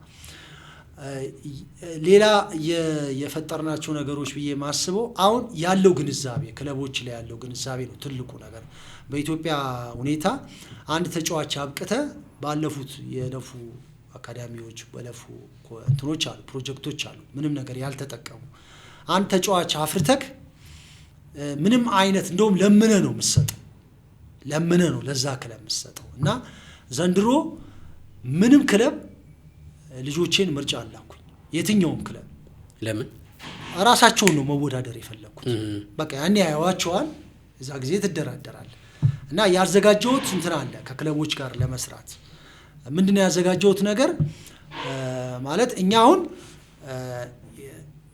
በራሳችንን በኦፊስ ደረጃ አደራጅተናል የሂውማን ሪሶርስ በደንብ አደራጅተናል ኮቾችን በደንብ አደራጅተናል ካንድም 6 ቦታ ስልጠና እየሰጠን ነው ሶ ከኛ ዝም ብሎ ተጫዋች ይወሰዱ ኦኬ አንደር 17 ይወሰዳል አንደር 20 ይወስዳል ክለብ ውስጥ ያስገባል ከዛ ዋናው ቲም ሲገባ ልጁ የዛን ጊዜ ትሬኒንግ ኮምፐንሴሽን ክለቡ እንዲሰጣል ይሄ ፊፋ የሚፈቅደው ነገር ነው አሁን እንደ ያኔ ሆላንድ ሲሄድ ያየሁት ነገር አለ ፒኤስቪ ሄጄ ነበር እዛው ራሱ ስልጠናው ሄንግሎ ነው የተካሄደው ፒኤስቪ ግን ሲሳይ ደምሴ ቀድሞ ኢትዮጵያ ቡና ተጫዋች 2003 አብረን ሻምፒዮን ሆኖ እሱ ቤት ነበር ያረፍኩትና አካዳሚ ቮለንተሪ የሚሰራበት አካዳሚ ሄጄ ነበርና አሁን ከዚህ አካዳሚ ፒኤስቪ ተጫዋች ቢፈልግ ምንም ገንዘብ አይፈልግም ይወስዷል ከዛ ልክ ፒኤስቪ ወደ ሌላ ክለብ ሲያዘዋውረው ያ አካዳሚ ገንዘብ ጄኔሬት ማድረግ ይጀምራል ማለት ነው በፐርሰንት ኖት ኦንሊ ሌላ ክለብ ብቻ በቃ ትራንስፈር ባደረገበት ቁጥር ይሄ አካዳሚ ወደ እስከ 23 አመት እድሜ እንደዛ አካባቢ ድረስ ገንዘብ ያገኛል ዜና አካዳሚ ምን ይሆናል ይቀጥላል ማለት ነው ከዛ ጥሩ አሰልጣኝ ፉክክር ይመጣል ማለት ነው አካዳሚ ገንዘብ የሚያገኝ ከሆነ ወደ ጥራት ይሄዳል ገባረ እኔ እሚይዘው ለማንም ብዬ አይደለም በቃ ለራሴ ስል እሰራለሁ ማለት ከክለቦች ጋራ ፕሮፖዛል ቀርጫለሁ አዘጋጅቻለሁ አሁን እኔ አንዳንድ ክለቦች ጋር ሄጄ ፕሬዘንት አድርጌ በእንደዚያ ፓርትነርሺፕ መስራት ነው ፈልገው ያው የዱባዩ የመጣው ነገር ባይ ቻንስ የቴፌ የነሱ አስተዋጽኦ የነሱ ባይኖር እኔ ከፍታለሁ ብዬ ምንም አላስብም ቴፌ ማለት 2 አመት እዚህ መጥቶ ተጫዋቾችን መርጠው ሲሄዱ ያው በታማኝነት ሲሰራ እኔ ያው የኢትዮጵያ ተጫዋቾች እንዲታዩ ነው በቃ የኔ ፕሮፊት ሐሳቤም ያ ነው ኋላ ላይ እንዲህ አይነት ለምን ዱባይ ለምን ይሄን ነገር ለምን አላሳካም እንድሉ ከሰጡኝ ለምን ነው ማደርገው ባነስተኛ የሬዚደንስ ክፍያ ኤንኦሲ ሌተር እንደገና ደግሞ ኤንኦሲ ሌተር ማለት ነን ኦብጀክቲቭ ሌተር ይባላል ያ ነገር ካልተሰጠ ዱባይ ውስጥ ማሰልጠናችን ማለት የዩኤኢ እግር ኳስ ፌዴሬሽን ስትላክ የነሱ ስፖርት ሚኒስትር አለ ስፖርት ሚኒስትር ክለብ የሰጠውን ኤንኦሲ ሌተር ሳሚት አድርገ እንደገና ደግሞ የዩኤኢ እግር ኳስ ፌዴሬሽን ደግሞ ጎሄድ ሊል ይገባል ላይሰንስን አረጋግጦ ሶ እኔ ደግሞ ምን ረዳኝ እኔ ዩኤፋ ላይሰንስ መያዜ ደግሞ ተጠቀመኝ ያንን ላይሰንስ ወደ ዩኤኢ ኢኩቫለንት ተሰራልኝ መተወቂያ ተሰጠኝ ዜን ያንን መተወቂያ እዛ ውስጥ እንድሰራ ሜዳ ስከራይ ቲኤፍኤ ነው የሚከራየልኝ በቲኤፍኤ ነው መከራየው እኔ አሁን ኢዱዋይ አይደለም እዛ ኢዱዋይ እንጠቀምበታለን ምንም ችግር የለውም እዛም ኢዱዋይ ነው የሚባለው ነገር ግን ሜዳው ላይ ለምሳሌ የባሰራ ችግር ለምሳሌ ቢመጣና አካዳሚያው ዶፋ የሚባል ውድድር አለ ዶፋ ማለት የዱባይ ውስጥ የዩዝ ሊጎችን የሚያካሂድ አካል ነው ዶፋ አለ ኤፍዋይኤል የሚባል አለ እንግሊዞች የሚያዘጋጁት እነዚህ ደግሞ ኤሚሬቶስ የሚያዘጋጁት ነው እዛው ለመሳተፍ ከፈለክ ላይሰንስ ሊኖር ይገባል ስለዚህ አሁን ለምሳሌ እኔ አቅም ይዤ ልጆች አደራጅቼ ኔክስት ይር ልወዳደር ብል ቲኤፍኤ ብሉ ብዬ ወይም ሬድ ብዬ መወዳደር ነው ምችል እንጂ ኢዲዋይ ብዬ መወዳደር አልችልም ግን ኢትዮጵያውያኖች በአብዛኛው ስለሆኑ ኢዲዋይ ነው ያውቁታል። አዲስ አበባውን ይታወቃል ኢዲዋይ ብለህ ትላለህ። ነገር ግን የነሱ አስተዋጽኦ ባይኖር እዛ አካዳሚ መክፈት አልችልም። ኦል ኢን ኦል ምንድነው የጠቀመኝ ነገር ኢቭን ይሄኛውን በቃ እንደ ሲስተም እንትን አለ ከፍ አደረገኝ። በቃ ማለት ይሆናል አይደለም ሳይኮሎጂካሊ ስታንዳርድ ከፍ ይላል። እዛ ጋር የምታያቸው ነገር እዚህ ጋር ማምጣት ትፈልጋለህ። ሁሉ ነገር በቃ ማለት ሰው እንትን ሊለው ይችላል ማለት አሁን አንተ ቅድም እንደነገርኩ ነው እኔ ከራሴ ጋር ነው እንጂ የምወዳደረው እንትን አለ በፍጹም የሌላ እንደ ዙር ብዬ ማላይ በቃ ማለት ነገ ኢዲዋይ ከትናንትናው ከአምና ምን አሻሻልኩኝ በቃ ጀስት ራሴ ላይ ማለት ራሴ ላይ ምን ጨመርኩኝ ምንድነው እንትን ብለው ያሰልጣኝ የተጫዋቾች የቤተሰብ እነዚህኖችን የኢቫሉዌሽን ግምገማ ተወስድና የሆነ ነገር ጨምረ በየአመቱ የሆነ ነገር ታመጣለህ። እድሎችን ታመቻቻለህ። በግለሰብ ደረጃ የምንልካቸው አሉ። አሁን ከስፔን ረሽ ጋራ የስፔን ረሽ አካዳሚ ጋራ ፓርትነርሺፕ አግሪመንት አድርገናል። ኢንዲቪጁዋል መላክ እነሱን እዚህ ማምጣት እንችላለን። ሪሶርስ በደንብ እንትን ብለናል። መቼ እናምጣቸው? እንዴት ነው የምናደርገው? ማን ነው የሚጠቀመው? ኢዲዋይ ነው የሚጠቀመው ወይስ በኢዲዋይ እንጀምር ወይስ በአገር አቀፍ እናድርገው? ሌሎች የሚረዱን አካላት ካሉ እንዴት እናድርግ? ኔክስት ይር ወይም ደግሞ ዘንድሮ ልናሳካቸው የምንችላቸው ነገሮች ከነሱ ጋራ ገና ከተፈራረሙ 2 ወር ምናምን አልሆነንም ከነሱ ጋራ ከጀመረም ማለት ነው። እኛ ፈልገን አይደለም ይሄንን ያገኘው እነሱ ናቸው የመጡት። እኛን የሶሻል ሚዲያችንን ተደራሽነት አይተው ኢንተርናሽናሊ ስንወዳደር እዛ ጋር ያሉትን አቅሞች አይተው የመጡ ናቸው እና በግል እንልካለን፣ በግሩፕ እንሄዳለን። ዱባይ ውድድሮች ላይ ተሳትፈናል። እንደ ሚና ካፕ ያሉ በጣም ዓለም አቀፍ ውድድሮች እንደ ጎቲያ ካፕ ተሳትፈናል። በየአመቱ ተሳትፎ እናደርጋለን። ተጫዋቾች በግል መልካቸው እንደውም የመጀመሪያ በግል ነው የላኩት ስፖርቲንግ ብራጋ አንድ ባስኔል የሚባል የመጀመሪያ የላኩት አልተሳካለትም። ግን ኖርዌይ እዛው ከፖርቹጋል ወጥቶ ኖርዌይ አሁን እየተጫወተ ነው። አሁን ደግሞ በቅርቡ ቡንደስሊጋ ያደገ ክለብ እስራኤል ሰለሞን 2024 የሄደ ልጅ ነው። አሁን እዛ ክለብ ውስጥ አንደር 19 እየተጫወተ ነው። ስኮቲያ ካፕ ከኔጋስ በጣም ደስ ይላል። የማሳረጊያ ጥያቄ 7 ጊዜ ብትወርቅም 7 ጊዜ ትነሳለህ የፖድካስታችን የሰፈራችን የ7ኛ ሞቶ ነው። ካንተ ወርቆ ስለመነሳት አንድ ነገር እንድትለኝ እፈልጋለሁ። እድሉ ደረጀ በዚህ ሁሉ የህይወት መንገድ ውስጥ ወርቆ ስለመነሳት ምን ገባው? ሁሉ ጊዜ ተመስገን ማለት በጣም ያስፈልጋል። እግዚአብሔርን ሁሉ ጊዜ ስናገኝ አይደለም እግዚአብሔርን ማመስገን ያለብን፣ ስናጣ በዝቅታችንም በከፍታችንም እግዚአብሔር ካለ በቃ ብንኖርም ላንተ ነው ብንሞትም ላንተ ነው የሚሆነው። ገባህ አይደለ? ልንደሰት የሚገባው ብዬ የማስበው ነገር ጌታችን መድኃኒታችን ኢየሱስ ክርስቶስ ከኛ ጋር አለ የለም የሚለው ላይ ነው። በህይወት በቃ ማለት ልታቀ የሚገባ ነገር እሱ ካንተ ጋር ካለ የሌለው ነገር ያለ ነው የሚመስልህ። በቃ የሆነ ነገር አትጨነቅም። እና ለመንፈሳዊ ልምምዶች ነው ሞር ትኩረት የምሰጠው በአብዛኛው ማለት ነው። ልምምዶችን ለማሳደግ የወደኩባቸውን መንፈሳዊ ዝለቶችን ለማስተካከል ማለት ተስፋ በማድረግ ስትወድቅ እግዚአብሔር እንደሚደግፍ ነገ እንደማይረሳ ስታቅ ምናምን ብዙ ነገሮች በቃ ተስፋ ታደርጋለህ። እና ምንም ነገር ሰማይ ቢዘረጋ ቢታጠፍ ብዙ ነገሮች ይሄ ነገር ያጸናኛል ብዙ ነገሮች ማለት ነው። እና እኔ የሚገርመኝ ነገር ደግሞ በቃ ተመሳሳይ አስተሳሰብ ያላት ባለቤት አለች ማለት በቃ ማለት ምንም እሷም አይገርማትም እኔም አይገርመኝም። እና በዛ ብዙ ነገሮች በላይፌ ሲመጡ ባኮቴት ነው መቀበላቸው። ያስተምሩኛል፣ ብዙ ነገር ያስተምሩኛል። ብለክ ስታየው አንድ በጣም ደስ የሚለኝ ጥቅስ አለ። አንደኛ ቆሮንቶስ ምዕራፍ 10 ላይ እግዚአብሔር ከሚገባችሁ በላይ ሊፈትናችሁ እንዳይደለ በቃሉ የታመነ ነው ይላል። እና በቃ አንተ ላይ የሚመጣብህ ነገሮች በጠቅላላ በቃ ካቅም ነገር በፍጹም እግዚአብሔር አይደለም። እንደውም አንተ ተምረክ አንተ ላይ የደረሰውን ነገር ለሌሎች እንድታስተምር ነው እግዚአብሔር ያንን ነገር የሚያመጣ። እኔ በእርግጠኝነት ምነግር ነገር በቃ ያ ሁሉ ጊዜ ያ የቅዱስ ጳውሎስ መልእክት ወደ ቆሮንቶስ ጽፎ የተጻፈው ለኔ ይመስለኛል። በቃ አንድ ነገር ሲመጣ ያስተምረኛል።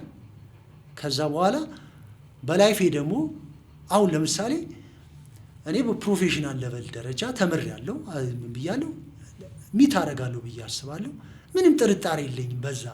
ነገና የሆነ ቲም ኢትዮጵያ ፕሪሚየር ሊግ አሰልጥን ቢሉኝ እውነት ለመናገር ምንም ሳላቅማማ ሄጄ ቲሙን እረከባለሁ። እኔ የሌላ ችግር አይደለም፣ ግን እዚህ ታዳጊዎች ላይ ነው ያለሁት።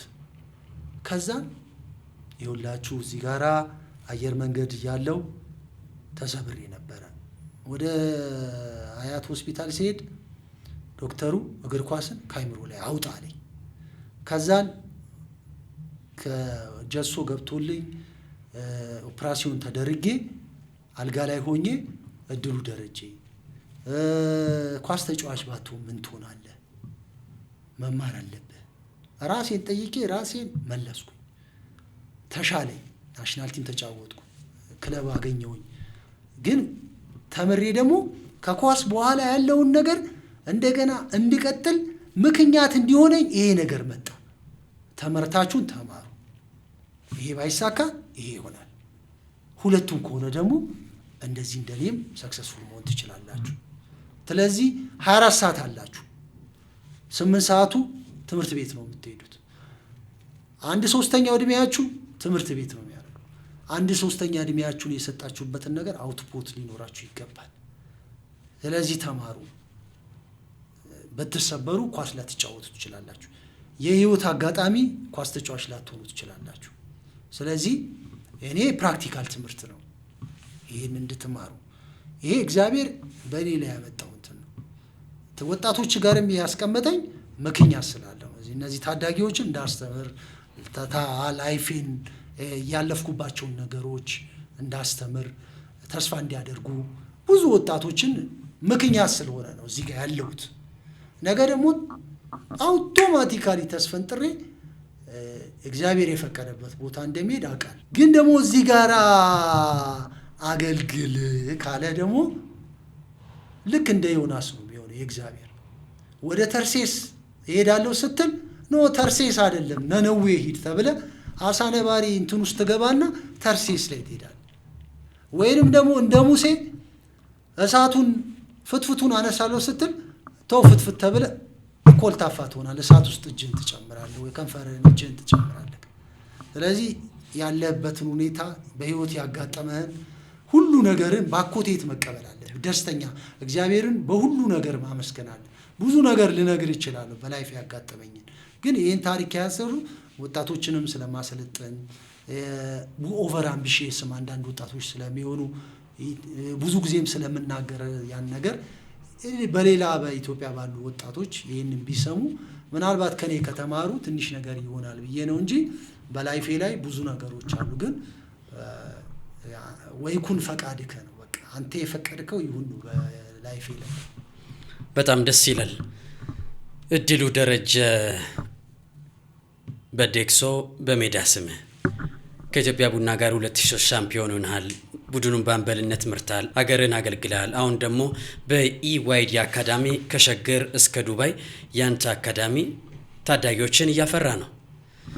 ጥሬን አክብረህ እዚህ 7ኛ ስቱዲዮ ተገኝተህ እጅግ ደስ የሚሉ ከህይወት የተቀዱና እግር ኳስ ሀሳቦችን ስላካፈልከኝ የእውነት ከሽንገላ በጸዳ አንደበት ጊዜን ስለሰጠኝ ያውም ከቅዳሴ መልስ እንደ ነገሩ አድርገ ምሳ ቀምሰ እዚህ ስቱዲዮ ስለተገኘ እውነት ከልብ አድርጌ አመሰግናለሁ።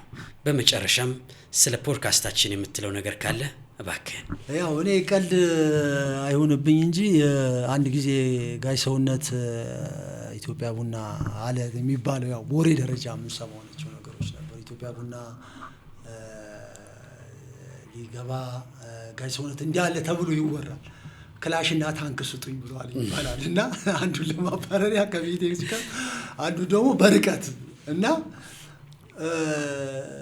ማለት ጠባቂ ያስፈልግሻል ብያለሁ እየተነሳ ካለው ከባድ ነገር ነው እንትን እያረግሻለሽ ያነሳሻለሽ ማለት ብዙ በኳስ ውስጥ አልፈናል ብዙ ነገሮችን ሰማለን እናያለን አብዛኛው ትውልዱ ሸፍቷል በተለይ በኢንተርናሽናል እንትኖች ሸፍቷል አቅጣጫ ማስያዝ የሚችሉት የነበሩት ሚዲያዎች ትውልዱን የትውልድ ኃላፊነት ያለባቸው ሚዲያዎች አብዛኞቹ ማለት አገርን በማይጠቅም ሁኔታ ውስጥ ነው ያሉት በአብዛኞቹ በግል ተጠቃሚዎች ናቸው በዛ ምንም አይነት ቅሬታ የለኝም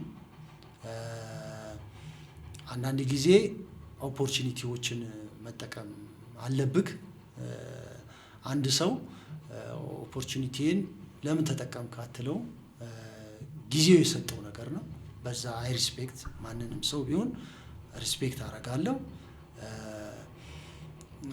በተለይ ደግሞ ማርኬቲንግ ውስጥ ያሉት ማለት ለምሳሌ ማርኬቲንግ ካላመጡ ያ እንትናቸው ያ ፕሮግራማቸው የማይቀጥልበት ሁኔታ ውስጥ ያሉትን ያ ኦፖርቹኒቲ ሊጠቀሙ ጤናማ ነገር ነው ማለት ይችላል ግን በህዝብ ገንዘብ በህዝብ ግብር በህዝብ በተሰበሰበ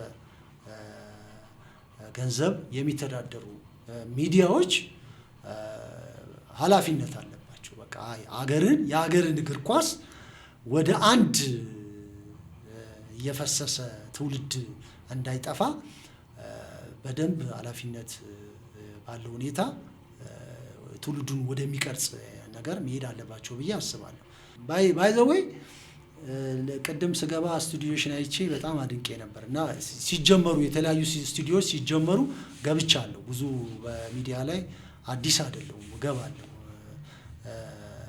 አስተያየት የራሴ ሙያ አስተያየት ሰጣለሁ እና በእንደዛ አጋጣሚዎች የገባውባቸው እንትኖች ስቱዲዮዎች አሉ ብዙ ስቱዲዮዎች አሉ ያንን ነገር እንትን ብያለሁ ያንቺ እጅግ በጣም የተደራጀና ከፍተኛ የሆነ ካጀማመርሽ ራሱ በጣም በደንብ ያሽ ይሆናል እና አንድ ጊዜ አዱ ቴሌቪዥን ላይ 7 ሄደን ያቆመው እኔ ካሊድ ጋሻ አስራት አንድ ደግሞ ታችን ነበረች አብረን ልንሰራ እንደ ዳይሬክት እያደረገች የነበረች ከ7 በላይ አልሄድን በቃ የሀገር ውስጥ እግር ኳስ ለማድረግ እና የሀገር ውስጥ እግር ኳስ መስራት በራሱ መስዋዕትነት ያስከፍላል አንድ በደንብ ገባር የሀገር ውስጥ መስራት ሁለተኛ ደግሞ ያነሳው ይሹ እንደ መንግስት እና እንደ ኃላፊነት እንደሚሰማቸው ባልተው በደንብ ፕሮቴክት ልትደረግ ይገባል ገባራለ ማንኛውም ነገር ፕሮቴክት ልትደረግ ይገባል ብዬ አስባለሁ ከዛ ውጪ እንግዲህ ትልቅ ነገር ኮንትሪቢዩት ታደርጋለህ ብዬ አስባለሁ እንግዲህ እግዚአብሔር ይጠብቅ በደንብ ግፋበት ነው ሌላ ምን እላለሁ አንዳንድ ጊዜ በሆነ አጋጣሚ ያደረከው ኮንትሪቢዩሽን ፍሬ አፍርቶ ልታየው ትችላለህ ወይኔ ያንን ነገር ባላደረኩት ወይም ደግሞ ያንን ነገር ባደርገው ኑሮ ብለ የሆነ በላይፍ አጋጣሚ ራስን ኩዌስችን የምታረግበት እንትን አለ ስለዚህ ነገ እርግጠኛ ሆኜ የምነግር ነገር እንኳንም አደረኩት ነው የምትለው ለምን ትልቅ አስተዋጽኦ ይደረጋል ተቋማት ይሄን የሚመለከታቸው ባለድርሻ አካላት የሆነ ነገር ግብአት ይሰጣል ይይዛሉ ከዛ ደግሞ ወደ ዲሲሽን ይሄዳሉ ህዝቡ መነጋገሪያ ሲያደርገው የነዚህ ባለድርሻ አካላት ይሄ ነገር አለ ወይ እንዴት አድርገን እናድርገው ብሎ እንደ ግብአት ተጠቅሞ ፉትቦሉን ለማስተካከል እድል ይሰጣል ብዬ አስባለሁ እንግዲህ በርቺ ነው በጣም አመሰግናለሁ እድል የእውነት ከሽንገላ በጸዳ አንደበት እግዚአብሔር ያክብርልኝ ክብረት ይስጥልኝ በመንፈሳዊ ዓለም ስላለህም በጸሎት እንድታስበኝ እጠይቃለሁ ክቡራትና ክቡራን ይህ 7ኛ ፖድካስት ነው። የዛሬ ቆይታችን የተከታተላችሁትን ይመስላል። እድሉ ደረጀ አሰልጣኝ ነው። ከዚህ ቀደም በተለያዩ ቡድኖች የኢትዮጵያ ብሔራዊ ቡድንን ጨምሮ በደንብ እናውቀዋለን። የኢዲዋይ አካዳሚ መስራችና ባለቤትም ጭምር ነው። ቆይታችንን እንደወደዳችሁ ተስፋ አደርጋለሁ። የ7ኛ ፖድካስት ቤተሰብነታችን እንዲሰፋ ቻናላችንን ሰብስክራይብ እያደረጋችሁ እንድትከታተሉ በድጋሚ ጠይቃለሁ። በቀጣይ ከሌላ እንግዳ ጋር እስክንገናኝ በያላችሁበት ጤና ይስጥልን። ቻው ቻው።